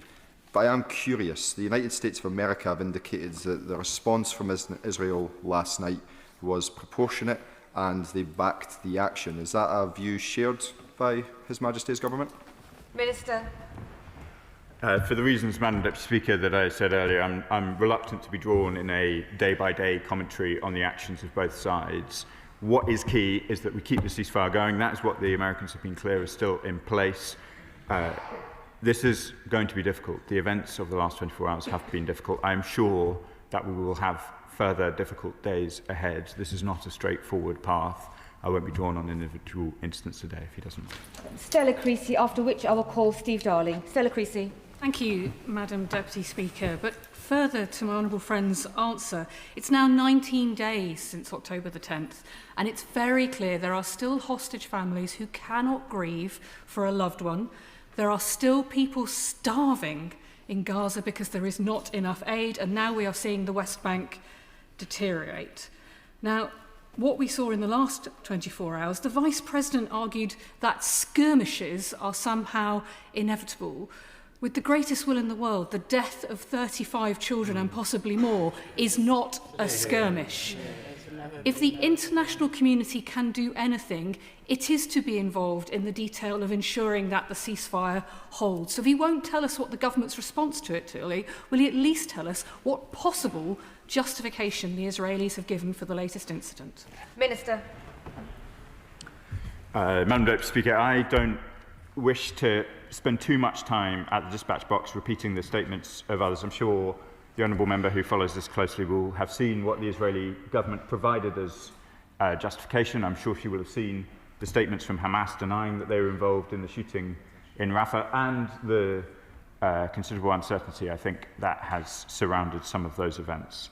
The key question here for the British government is whether or not we think the ceasefire can hold, whether or not we think we can make the progress, all of the progress that she is describing on reopening the aid crossings, disarming Hamas, the transitional governance arrangements.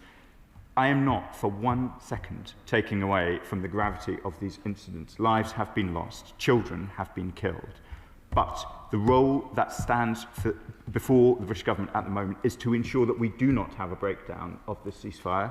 That does not mean we do not get into the detail. We have a Major General in the CMCC who is part of the efforts trying to ensure that when threats to the ceasefire, when violence occurs, we understand who and why, but I won't give running commentary from the dispatch box until we are in a position to do so. Steve Darling. Thank you, Madam Deputy Speaker. The Minister has already acknowledged that it is the olive harvest season in the West Bank, a harvest that supports approximately 100,000 farming Palestinians. And yet we're seeing more than 150 attacks by settlers against these farmers. How is the government holding the Israeli government to account to stop these settlers acting with impunity? Minister.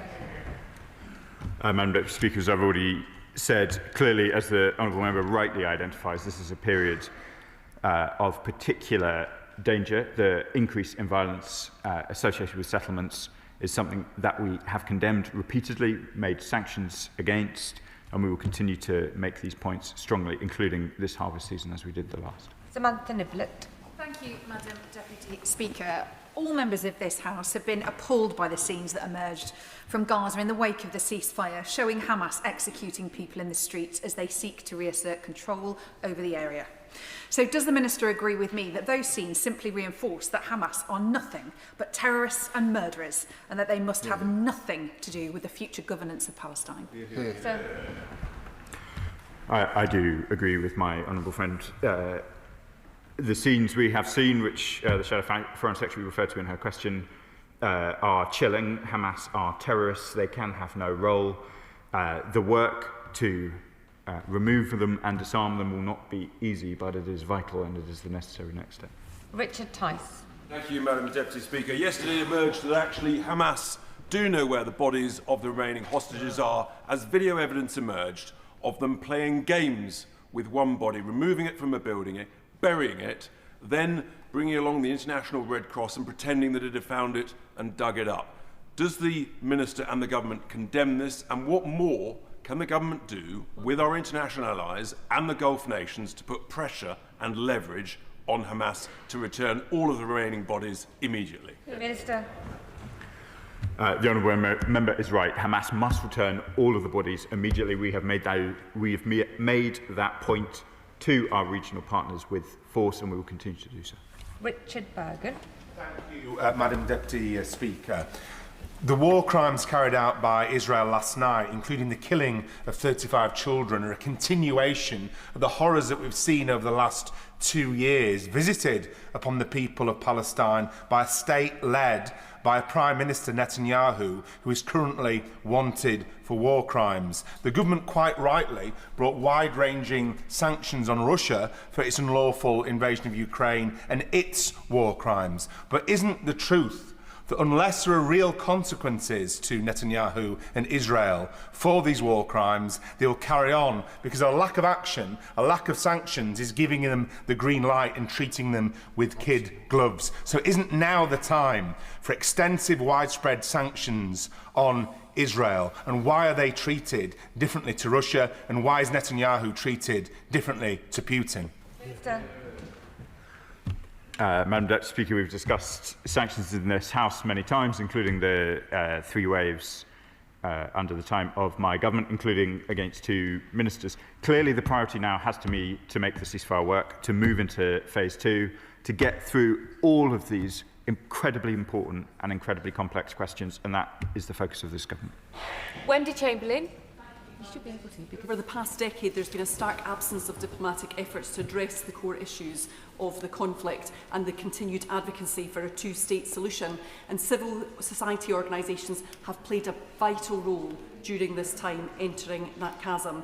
Will the Minister outline how is providing help to these organisations, and will it, for example, be through the recently announced International Fund for Israeli-Palestinian Peace? Minister. I thank the honourable member for the questions. We remain focused on supporting a whole range of civil society. She will be aware of some of the proposals in the Knesset which we have opposed and which I referred to in my opening remarks. We will continue to conduct that work, and we'll have more to say about the fund she refers to in the coming days and weeks. Dame Chi-Anwara. Thank you, Madam Deputy Speaker. The ceasefire has been one of the few positive achievements in what has been an unending tale of misery, violence and horrific suffering. And all those involved in achieving that ceasefire deserve the gratitude and the recognition that has been received. But now, as Israel continues to kill Gazan children and Hamas refuses to disarm, could the Minister reassure us that everyone involved in achieving the ceasefire in the US, the UK and in the Middle East is equally concentrated and focused on keeping the peace and making the ceasefire work as the beginning of a peace process, and further that given our recognition of the Palestine, that the Palestinian voice will be heard from. I'd like to reassure the House, Madam Deputy Speaker, that I am absolutely certain that everyone in the UK working on this is focused on making sure the ceasefire sticks in the way that my honourable friend asks, and indeed I can tell from our many contacts with the American system too that they remain similarly focused. They want this ceasefire to stick and they are working to try and ensure that it does. Colin Lockhart. Thank you, Madam Deputy Speaker. Can the Minister give assurances to this House that this government is utterly committed, along with our international allies, to eradicate Hamas's terrorist infrastructure and will not cease until they have been fully dismantled and obliterated and their remains of those hostages murdered in captivity have been returned? Yeah. I thank the honourable member for the question, and as I said to my colleague from Lincolnshire, we are committed to ensuring that those bodies return. We are committed to ensuring that Hamas are disarmed. The infrastructure of Hamas is not just, as has been the case in other conflicts, heavy weapons, small weapons. It is also clearly a network of tunnels under Gaza which have posed a very significant threat to Israel. That is a very difficult and complex engineering and military task, but it is one that needs to be included as part of this process. Patricia Ferguson. Thank you, Madam Deputy Speaker. I strongly welcome the Minister's commitment to work to support Chevening scholars to leave Gaza and the decision particularly to extend the support to students with full scholarships. Can the Minister update the House on the latest steps the Government has taken to support Gazan students who wish to study in the UK, particularly those like the ones I'm aware of and that I've been arguing about, who have dependents who they understandably do not wish to leave in Gaza? Madam Deputy Speaker, if you'll permit me, I might just say a little bit about the wider evacuation operations. They have continued, including on Monday and Tuesday of this week, when both students, as my honourable friend has been so doughty in pursuing, but also those children who are highly medically vulnerable and who can benefit from UK support. That work, indeed alongside my colleague from the Health Ministry, continues. We have been able to help many people get to the UK to transform their lives, to get the vital medical assistance and educational opportunities which I hope will provide for all of those people to make a real contribution to the future of Palestine. These have been incredibly complex operations, not least given the closures of getting people in and out of Gaza under the most recent period. We have, I'm afraid, very strict limits on how many dependents anyone can bring out. We have made updates to our policy in relation to those students who are fully funded, in which we can support a very small number of dependents to leave. I know many in the House with an interest have engaged with me directly on these questions. I would, I'm afraid, reiterate that these operations remain incredibly complex. I'm happy to talk to all members with an interest. There is neither infinite capacity in the UK to support, nor is there, even with our partners, unlimited capacity to get people out. So we have made an announcement, and I pay tribute to the work of my honourable friend and many others across this House on those questions, but I'd wish to keep people's expectations suitably focused on the very many constraints that remain on these operations. Monica Harding. Madam Deputy Speaker, renewed violence in Gaza continues against a backdrop of unimaginable human suffering. Millions remain in desperate need of food, water and medical supplies, yet aid convoys continue to face unacceptable obstacles. The UN reported yesterday that many of the 177 aid trucks that entered Karim Shalom were limited by congestion on coastal roads, in part because of the damage to that aid route. This means that they were forced to limit their supply of aid far below of what was agreed. And yet, aid routes are not fully open. Gazans cannot wait any longer. Aid restrictions should never have been there in the first place. So what specific pressure is the government exerting on Prime Minister Netanyahu and the Israeli authorities to get the routes open fully and the aid in? The Honourable Member asked important questions there. As I said earlier, it is welcome that there has been an increase in Kerem Shalom, that there is congestion too. It is the UN, the private sector and a number of donors who aren't using the UN who are all trying to get in aid through Kerem Shalom. So the congestion she describes is perhaps to be expected. What is vital is that the other routes reopen too. That's both the Allenby Bridge with Jordan and, of course, Rafah, which has been the subject of so much discussion already. We are working with our partners on these questions. We want to see progress soon. I would like to see it in days. This has proved to be more complex than I had hoped, and talks are ongoing. Sarah Spey. Thank you, Madam Deputy Speaker, and I want to place on record my thanks for the tireless work of the Minister on the issues in the Middle East. But the devastation continues for Palestinian people living in Gaza, whether it's the murderous intent of Hamas or the 104 people who were killed under further strikes from Israel, including 46 children, as it's been reported overnight. Alongside this, Gaza's healthcare system has been decimated. So, and it's always women and girls, of course, who ended up as the worst victims in these circumstances. So could the Minister agree with me and update me about how further aid can be directed to support particularly women and girls and supporting the rebuild of the healthcare systems out there? Minister. These are vital questions from my honourable friend, who I know has remained very focused on these issues. Myself and the Health Minister, who's kindly joined me at the front bench, remain very focused on these issues. As access to Gaza becomes easier, as we all hope that it does, clearly amongst the most urgent questions are ensuring medical supplies, medical personnel and indeed medical infrastructure is in place to meet the very significant needs of the Gazan people, and we'll continue to work closely on that. Jeremy Carbon. Thank you, Madam Deputy Speaker. For every day since the ceasefire took place, at least 20 Palestinians in Gaza have been killed by the IDF. There's been numerous other breaches of the ceasefire and continued military activity in the West Bank. Could the Minister assure the House that Britain no longer flies RAF planes over Gaza, no longer cooperates with Israel on its security arrangements, and no longer supplies any weapons to Israel because of their frequent breaches of the ceasefire and their continued abuse of the people of Gaza and of the West Bank? Minister. Madam Deputy Speaker, I've set out our arrangements in relation to arms and the very significant suspensions that we made from this dispatch box a number of times. They remain in place.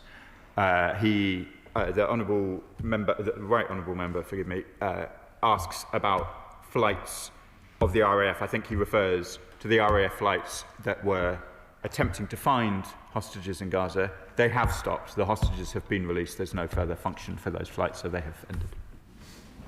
John Slinger. Thank you, Madam Deputy Speaker. One crucial factor in achieving the current ceasefire was the unprecedented declaration at the end of July by all 22 members of the Arab League, calling on Hamas to release the hostages, lay down its arms and give up power in Gaza. That was hugely important in showing Hamas that they had run out of road. So can I ask the Minister what role the UK and our partners had in implementing that declaration? And does he agree that our strong diplomatic relations led by our excellent diplomats do have a positive impact? Minister. Thank you, Madam Deputy Speaker, and I associate myself very much with the comments of my honourable friend who knows the neck of the woods well. Our diplomats are excellent. I was very pleased in July to be in New York when the declaration he describes was made. It was obviously part of a declaration which included our own commitments in relation to a Palestinian state, commitments which led to our recognition in September. Chris Coughlin. Thank you, Madam Deputy Speaker. We all hope desperately for a just peace in Gaza. I served alongside the Minister as diplomat in the Middle East and as a soldier. Given that, I particularly welcome the proposed international security force, but it is essential in my view that such a force includes troops from Arab countries, possibly Western countries too, to reassure the Israelis, and crucially is there for long-term and ready to take casualties. So can the Minister update the House on what progress, composition and the mandate of the potential force would be? Minister. My gallant friend, I think, I'm sure Madam Deputy Speaker will correct me if I've got that wrong, is right to focus on some of these very practical questions. He, like I, served in countries where peacekeeping forces were unable to keep the peace and were unwilling to take casualties and unable, therefore, to fulfil their mandate. These are all some of the most central and most delicate questions around the ISF. I hope he'll forgive me if I won't give him a detailed commentary at this time, but I expect to return to this House to provide more detail when I'm able. Baron Moon. Deputy Speaker, there have been recent reports, press reports, that the Israeli government has been arming factions within Gaza in order to destabilise Hamas. Can the Minister comment on any of these reports, and what is the British government's position on this? Minister. As I said earlier, Madam Deputy Speaker, I won't provide extensive commentary on reports, but clearly safety and security for Gazans is going to involve Palestinian authorities able to ensure law and order. Those who have been living in Gaza have suffered terribly. There has been widespread looting, widespread violence. Who those factions and criminals are and who is supporting them will, I'm sure, be a question over which many will pore. The key thing now is that security needs to return to Gaza, that security cannot be provided by the masked Hamas gunmen that the Shadow Foreign Secretary rightly referred to at the outset, and so that work continues. Ben Lake. The Minister has rightly emphasised the importance of securing swift and urgent supply of aid to all those in need in Gaza, but has also mentioned that some of the crossings remain disrupted or indeed fully closed. Can I ask him what reasons have been given for the continued delay in reopening all of the crossings? Minister. Madam Deputy Speaker, there has been, I think, some public reporting of the Israeli concerns about the Allenby Bridge, particularly after violence there. Rafah has been a subject which we've discussed many times in this House. It remains an absolutely critical artery. It is true to say in both the Allenby crossing and Rafah, there will need to be agreement between both countries. I hope that that agreement can be secured quickly. I hope that Israel remove the restrictions that are in place and that we do see the free flow of aid through those crossings very shortly. Dr. Scott Arthur. Thank you, Madam Deputy Speaker, and I thank the Minister for his statement and for his focus on maintaining the ceasefire. I stand in solidarity with the many ordinary Palestinians living under Hamas, and also with the families in Israel waiting for their loved ones to be returned. But I cannot conclude that what Netanyahu did in the last 24 hours is proportionate in any way. But, Madam Deputy Speaker, I do continue to hope and pray for peace, and with peace will come the opportunity to rebuild Gaza. But I can't see how that can be done when Israel holds so many people without charge, so many people, particularly healthcare workers. And my constituent Iman is really concerned about Dr. Hussam Abu Safia and him being held. So does he agree it's really important that people should not be held without charge, particularly the healthcare workers? And is he having negotiations with Israel on their release? Minister. Due process is incredibly important. I've raised this case, this specific case, with the Israeli authorities, and it is important that where people are detained, particularly where doctors are detained who are providing vital life-saving work, that adequate explanations are provided. We will continue to take this matter up with the Israelis. Brendan O'Hara. Thank you, Madam Deputy Speaker. Overnight, more than 100 Palestinian civilians were killed by Israeli airstrikes. Once again, innocent civilians are suffering a collective punishment, this time imposed for breaches of the ceasefire by Hamas. Unless this government believes that all Palestinian civilians are Hamas and therefore are legitimate targets, he must unequivocally condemn these attacks on innocent civilians. So will he unequivocally condemn these attacks, and will he call them what they are? An egregious breach of international humanitarian law. Minister. Madam Deputy Speaker, I think I've covered these questions already in the session, but let me be absolutely clear. All Palestinians are very clearly not part of Hamas. That so many Palestinians want to see an alternative.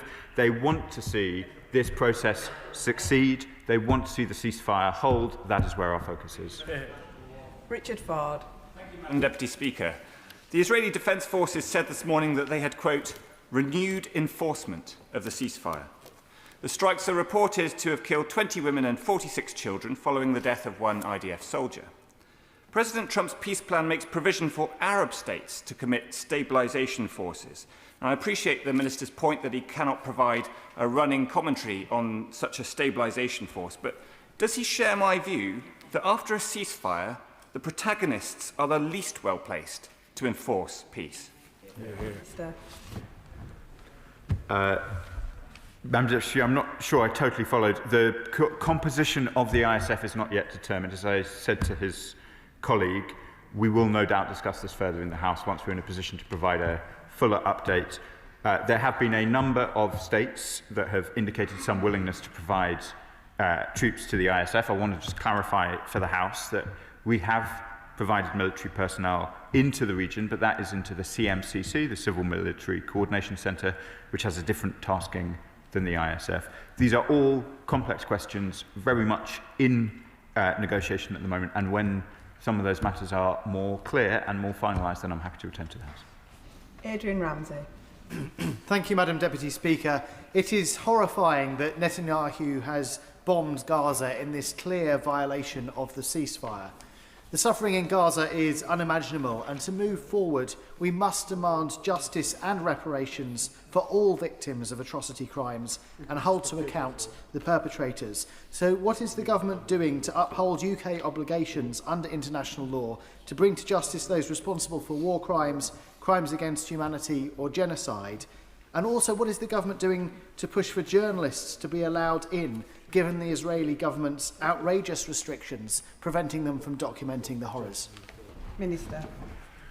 International justice and accountability is of vital importance, Madam Deputy Speaker. That is why this government removed the block on the ICC. It's why we continue to support that very important body, why we continue to support the ICJ.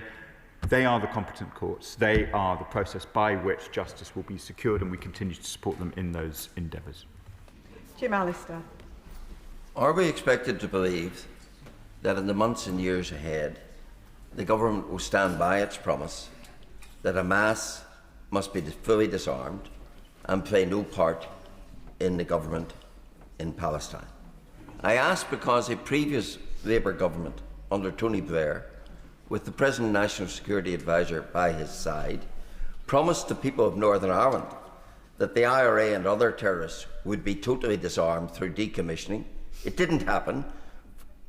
Supposedly decommissioned weapons continued to be able to be used to kill, and we ended up with the surrogates of the IRA in government. Will it be any different in Gaza? Minister.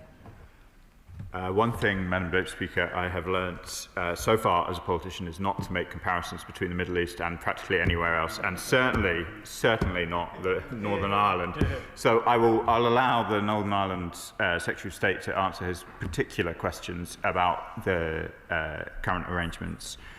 Clearly, peace is possible. We've demonstrated it here, we've demonstrated it in many other places. That has to be the work of the government, and that's what we're focused on. Shakat Adam. Thank you, Madam Deputy Speaker. Like previous announcements on ceasefire, it appears this one is going in the same vein. Primarily, one side, the Palestinians seize, whilst the other, Israelis, continue to fire. 20 Palestinians have been killed every single day since this so-called last ceasefire.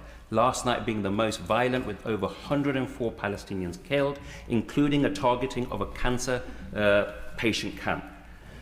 We all appreciate the Minister coming in week out to answer these questions. I certainly do. But given the UK has not stopped arming Israel since the genocide began, can he confirm how many export licenses to Israel have been granted in Labour's time in office? Minister. Madam Deputy Speaker, I hope the honourable member will forgive me that I don't have the numbers precisely to hand. I did do an extensive hearing in front of the Select Committee where we went through the numbers in some detail. But let me just focus on the key point. We have suspended all arms that could be used in this way. We are not selling bombs or bullets that could be used in Gaza, could be used in the West Bank. So the munitions that he and so many others in this country saw on their television screens exploding last night were not British. Jim Shannon. Thank you, Madam Deputy Speaker. Can I thank the Minister very much for his answers, for his tone and indeed for his well-chosen words. We do appreciate that. The moment reports of shots fired at Israeli soldiers in Rafah were reported, IDF soldier murdered, my heart sank, as indeed many others probably did as well, because I knew that 10 years peace had been broken by Hamas. So does the Minister accept that the retaliation is inevitable? And what role can government play along with our allies to rebuild the fragile peace process, disarm Hamas, remove their weapons, destroy them, and then real peace, lasting peace, can actually happen? Minister. Madam Deputy, I thank the honourable member for his important question and, as ever, courteous tone. The work is important. The threats to the ceasefire are many and varied. We will continue to work with our partners in exactly the way he describes. And that concludes the urgent question. I'll just give the front benches a few moments to change over.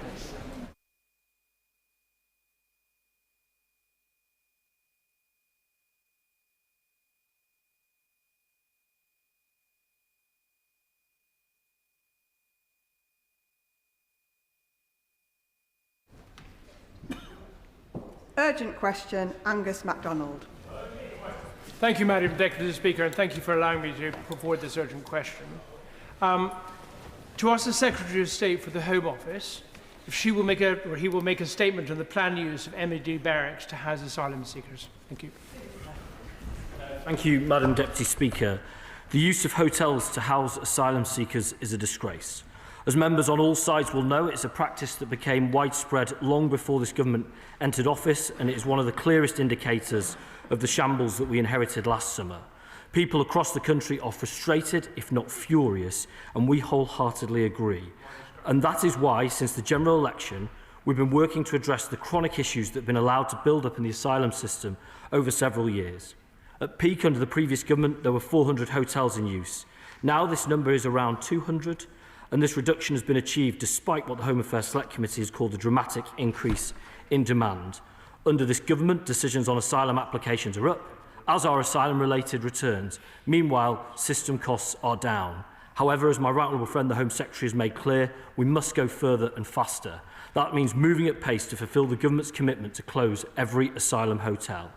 Work to facilitate this exit is ongoing, and the Asylum Accommodation Task Force is working across government to deliver alternative asylum accommodation.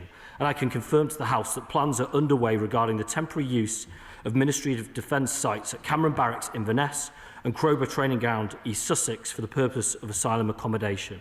Under these plans, a total of around 900 people will be housed across both sites. These two sites are among a number of options being looked at as we seek to alleviate the pressure on the system and to drive down hotel use. And while this is a complex and fast-moving operating environment, there is a strong understanding within the Home Office about the importance of local engagement. My officials have been engaging directly and regularly in advance of this with the Scottish Government, with the relevant councils and with local service providers, and will continue to do so. Whatever decisions are made regarding specific locations, we are clear that the impact on communities must be minimised. The safety and security of people living and working in the surrounding areas is paramount. Madam Deputy Speaker, a crisis of the scale we were left with was always going to take time to correct, but we know the British people are impatient for change, as are we, and this government will do whatever it takes to end hotel use, fix the broken asylum system and secure our borders. Angus MacDonald. Thank you, and thank you, Minister, for the... I got a call yesterday at 7:10 in the morning from the BBC, and they said, what is your comment on the Cameron Barracks being taken over to use house migrants? Now, I know that place well because I was based there in the army. It is residential. It is surrounded by housing, very, very close. And what's more, it's only 10 minutes from the Inverness city centre. I asked for a briefing from the Home Office and got one, which was wonderful. What I learned is there's going to be up to 309 males there. They're single asylum seekers, and they'll move in at the end of November. I have a few questions from that. Why was I not engaged in any sort of discussion about this? Why was the Scottish Government not engaged in conversation? And why were the Highland Council and other authorities just informed? They were not engaged, which was the word you used. The second question I have is, did the Home Office officials actually consider the fact it was a city centre before they agreed to take it on? Why is it okay to close town centre migrant hotels in the south of England, yet plan to house 300 migrant men in army quarters in Inverness city centre? It's effectively the same thing. And would the Minister meet me to discuss the Home Office halting the plan to utilise Cameron Barracks to house migrants? Thank you. I'm grateful for that question. I recognise the anger that the honourable gentleman conveys there. I am sorry that he heard in the way that he did. I, of course, will have that meeting with him. It can be difficult to sequence this correctly. We live, as all colleagues know, in an age of mis and disinformation, and trying to sequence who hears what and when is or can be sticky. But nevertheless, he should not have heard in the way that he did. And similarly, I would recognise, because of course you can't take part in these proceedings, the Right Honourable Member for Sussex Weald, whose duties as Deputy Speaker preclude her, but also the same is true for her. And I would recognise the strength of feeling that she has conveyed to me in no uncertain terms about her views and the views of her constituents and their opposition. And I will continue to engage with him, I will continue to engage with her, and I would encourage her local authority to also do so. I recognise the strength of feeling. On his other questions, of course that consideration has been made. We're looking at all sites in that regard, be they a hotel, be they dispersed accommodation. Always the local context is considered. I would gently say that, of course, both sites have been used recently for the Afghan resettlement scheme. So there is a clear understanding across government of the capabilities of those sites and, of course, their locations as well. But I want to be very clear what's at stake here, because the honourable gentleman talks about closures of hotels. Now, we know that hotels are an exceptionally challenging issue in this country. Too many people come to this country being sold a dream that they will be housed in a hotel and they'll be able to work illegally in our economy. Today, we have announced that we've had our best ever year for illegal work raids, with 1,000 people deported as a result. But we have to break the model that says you'll get to live in a hotel and work illegally, and this is a really important part of that. Shadow Minister. Thank you, Madam Deputy Speaker. Since this government came to office, the illegal immigration crisis has gotten seriously worse on every front. The number of people arriving in the country illegally is up. Not just a little bit. Arrivals are up more than 50% when compared to the same period before the election. Before the election, the number of migrants staying in hotels had fallen by 47%.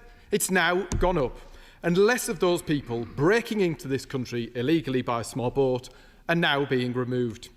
We're now in a position where the government is putting forward a proposal which, when in opposition, they described as an admission of failure. A Defence Minister is unable to say whether the plan will save us money or cost us more. Also, we hear this proposal will involve accommodation on a site directly next to the homes provided to families of our brave armed forces personnel. Have they consulted these families on this plan? It demonstrates that we need much stronger proposals than the weak efforts the government are presiding over. That's why we've put forward the Borders Plan, which goes beyond tinkering with the system. If we want to stop the use of this accommodation, we need to completely change how we approach this problem and ensure that all illegal immigrants are removed within a week. This is a comprehensive plan based on our proposal to leave the ECHR, reform how our asylum system operates, and remove the blockages which have stopped the removal of illegal entrants. This is a proposal which is not only practical, but fair, as those who come to the UK illegally should not be housed at the taxpayers' expense in ever greater numbers. People need to know that if they break into this country, they will be detained and they will be deported. That is how we solve this crisis. Therefore, I finish by asking the question we're all wondering. When will the asylum hotels close? Will the government commit to closing all asylum hotels within a year? Minister. Thank you, Madam Deputy Speaker. What an optimistic effort by the honourable gentleman, who invites us to believe that a system that he and his colleagues broke over a period of 14 years, they have worked out how to fix in 14 months. I think the British public saw through that last July 2024. I suspect they will see through it again. He talks about removals. Of course, removals are up now over 35,000 since we took office. But of course, when it comes down to to why we have hotels in the first place, where is the original sin? Of course, the original sin is that colleagues opposite stopped assessing claims. That's why we have hotels. That's why we've made the efforts we have to shift that backlog. The reality is it's a broken system.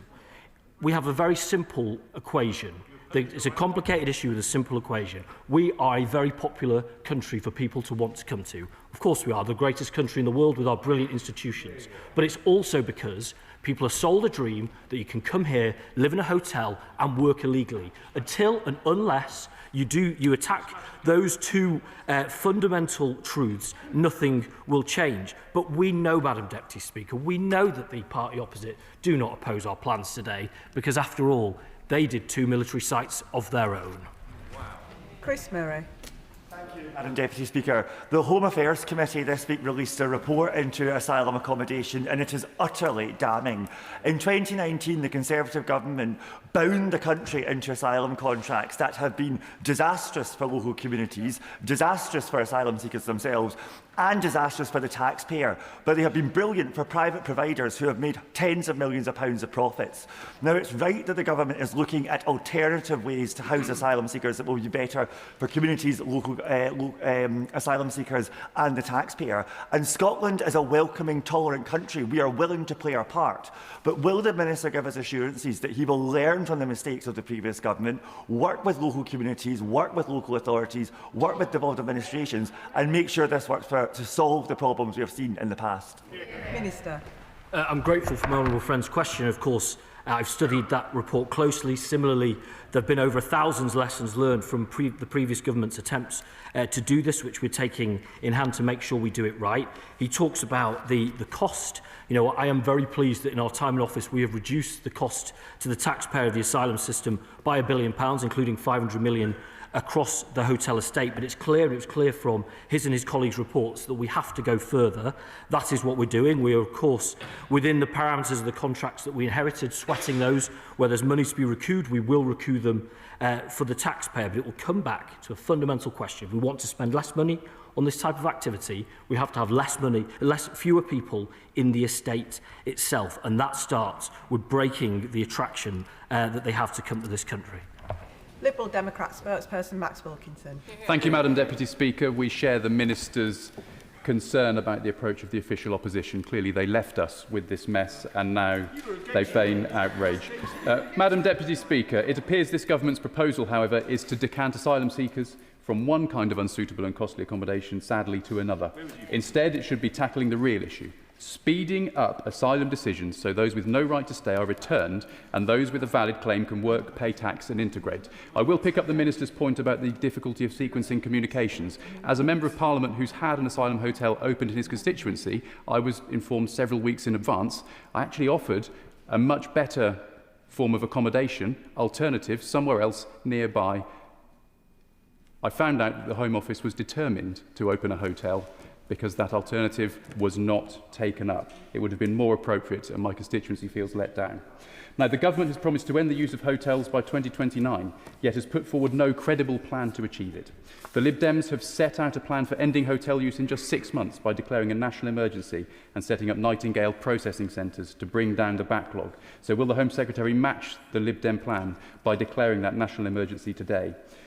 And will the Minister confirm whether the plan that he's put forward means speeding up decisions and returning those with no right to stay, or does it mean simply shifting large numbers of asylum seekers from one form of accommodation to another?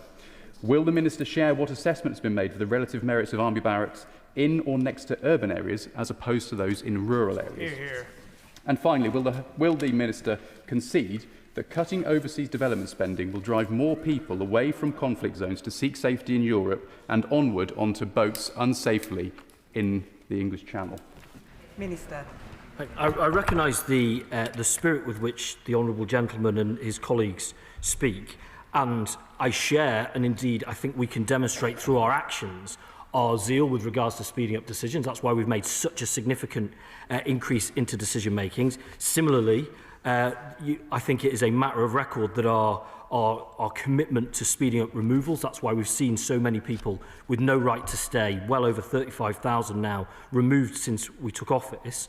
What I gently say to him is that in doing that, you still have a situation where there is a significant cohort of people, as we deal with the backlog left by colleagues opposite, that need to be housed and accommodated while their claims are processed. Similarly, there is an attraction. We see that, of course, in the numbers who seek to cross the channel to come here.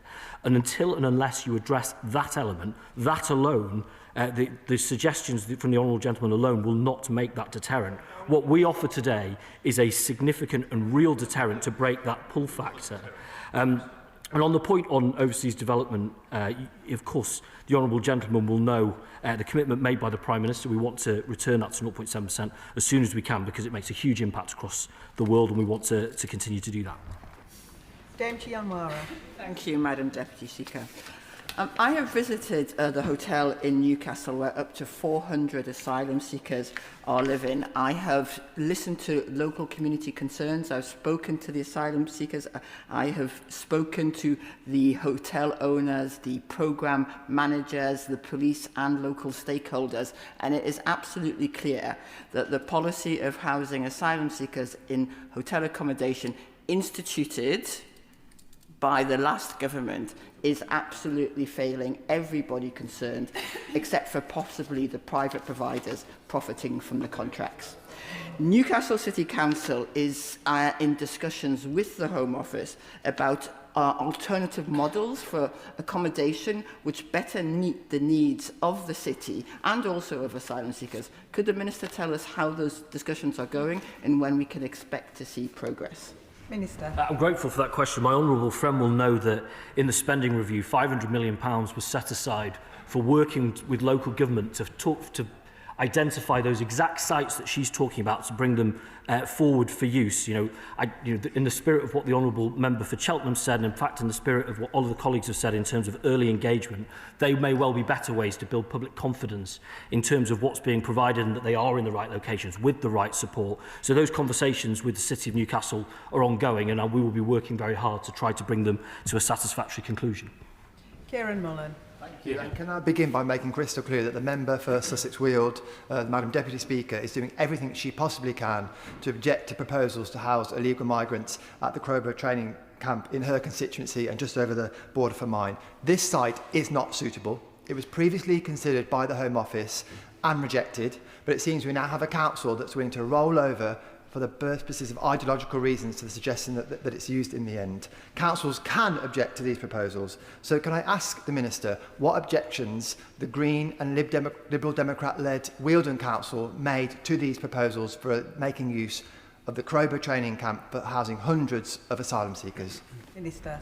I'm grateful for that question. As I've set out, we've had significant discussions with local authorities. They of course challenge our assumptions, they challenge both scale, they challenge location, as always is the case, but nevertheless, what I would gently say to the honourable gentleman is that to say no to this, as he says it's not the right location, he should be clear about what he's saying yes to. Is he saying yes to continued use of hotels, or is he simply saying somewhere else? But I know those conversations will keep going, and I would encourage the local authorities to engage with their local members. Nick Smith. Thank you, Madam Deputy Speaker. Tackling this issue is something I hear on the doorsteps often. So can the Minister please set out more on what the government is doing to stop small boat arrivals in the first place, so we can close more hotels more quickly? Minister. This is, of course, the crucial part of the equation. Over the last year, we've made significant inroads in our efforts to disrupt organised crime, the people who prey on this model. We've done 350 disruptions, an increase of 40% on what we inherited. These are embedded gangs. They've had a 6-year head start on this government thanks to colleagues opposite, but that work is absolutely vital. But underpinning that and underpinning their business model is the attraction of this country. And when it comes to hotels, when it comes to illegal working, those are the things we have to remove in order to make sure we're not so attractive. Paul Kohler. Thank you, Madam Deputy Speaker. My colleague on the Home Affairs Select Committee made an excellent point. The asylum accommodation contracts signed under the previous Tory government gifted scandalously high profits to the private providers. Frankly, it's a PPE-type scandal. Clearspring profits soared from £6,000 per employee in 2020 to £300,000 per employee in 2024, with its owner Graham King entering the Sunday Times rich list. Given the vast sums still being wasted on asylum hotel accommodation under those same flawed arrangements, despite this government having been in power for 16 months and with the numbers housed in hotels increasing by 8% over the last year, can the Minister please explain how any new asylum accommodation will be provided in a cost-effective manner that does not allow private companies to make further obscene profits on the backs of the UK's hard-working people? Minister. I'm grateful for that question. We do have to work within the parameters of the contracts that we inherited from colleagues opposite, but I can give him the assurance that we've reduced that bill by £1 billion, including £500 million from hotels, but we're looking further about the profit-sharing elements of those contracts and are recouping money for the taxpayer to make sure we get the best deal possible. Tarkiel Crichton. Thank you, Madam Deputy Speaker. I thank the Minister for his response. And as he pointed out, and as Sean Fraser, the Labour candidate for Inverness, stated yesterday, this situation has arisen because of the broken asylum system the Labour government inherited from the Conservatives. But it has to be handled sensitively, and while I sympathise with my friend, the Honourable Member for Inverness, Skye and West Rothschild, for how he heard this news, I must caution him against leaning into language about army patrols, security fences and the security of young women. This has to be handled sensitively. It falls on us all to set a reasoned tone when making reasoned concerns. And can I ask the Minister how he will deal with the situation locally and what talks he will have with Highland Council and other councils when it comes to dealing with this proposal? I'm grateful for that. This is a really important point about the effectiveness of these sites. And we've engaged with, whether it's the local authority, whether it's the health services, whether it's police services, whether it's fire, to make sure that the impact of this site treads as lightly as possible on the local community. The experience from Napier Barracks, the experience from RAF Wethersfield, is if when done thoughtfully, this can be done well, and that is our commitment. Wendy Martin. Thank you, Madam Deputy Speaker. My constituents are increasingly concerned about the rising number of HMOs. So can the Minister assure me that any overflow from these bases will not lead to an increased reliance on HMOs in our towns and cities, including Walsall? And what more powers will this government give to councils to protect the private rented sector from being squeezed out as a result of this? Minister. Well, the Honourable Lady alights on a really important point, because there is, of course, an option open to government that if you want to close the hotels, you simply pull a lever of houses of multiple occupation and change the character of communities across the country. And we're not doing it. We're very clearly not doing that. And we want to find that balance right. Dispersed accommodation is a really important tool that local authorities have for people fleeing violence, people with substance abuse, in this case for people who are seeking refuge. But as I say, it's to find that balance, and that is the choice. Colleagues don't want to, colleagues want the hotels closed, colleagues opposite do. Colleagues opposite apparently don't want to use military barracks, having done so themselves. They also don't want us to use houses in multiple occupation. The reality is that's an unserious approach to what's a really serious problem. Jessica Turl. Thank you, Mr. Speaker. The party opposite left our asylum system in an absolute mess. And frankly, now they claim to care about consultation and community impact. Where was that when my community got 2 hotels more than 10 years ago? Now, this government, by contrast, is bringing the number of hotels down, increasing the number of people with no right to be in the country who are returned, which shows that we take this issue very seriously. So can the Minister please tell my constituents in Bournemouth West what more this government is doing to close every single asylum hotel? Minister. Well, I can give that clear message to her constituents from this dispatch box. We will close every single hotel, just as we committed at the general election. I'll also give the commitment, because she raises an important point, and I acknowledge the shortcomings in this exercise that the Honourable Gentleman has raised and that the Deputy Speaker has raised as well. We do want to reset the Home Office's relationship with local government, with local authorities. That's why we've had those conversations too. But we need to make sure that local decision makers and local leaders are wired into these decisions earlier, so that we can collectively make sure they're a success. Graham Ledbetter. Thank you, Deputy Speaker. My colleague and Scottish Government Social Justice Secretary Shirley Somerville wrote to the Secretary of State on the 26th of September about this issue, seeking an urgent meeting with Highland Council and COSLA. No reply to that letter was received, and the first that she was aware of the decision was when she heard it on the radio, as many of the rest of us did. The asylum seekers, by their very nature, are fleeing conflict, they're fleeing persecution, they require wraparound support in many cases, they will have suffered significant mental trauma in many cases, some of them physical trauma. If there is not a support package in place, then things are not going to go well. And 300 people in Inverness puts a huge strain on those local services in such a short space of time. What is the Minister doing to address those issues with the Scottish Government and with Highland Council? Minister. At this point, a wraparound support is a very important one as well. The point of these sites in these ways is that you have that ability to provide those, whether it's local amenities or whether it's to provide vital services to that cohort without having to rely on the local health services. So, that's why we're having those conversations with health authorities, with police, with fire, with the local council, to make sure that that support is in place so that, as I say, the impact is as light as possible on the community that is there already. Ewan Steinbank.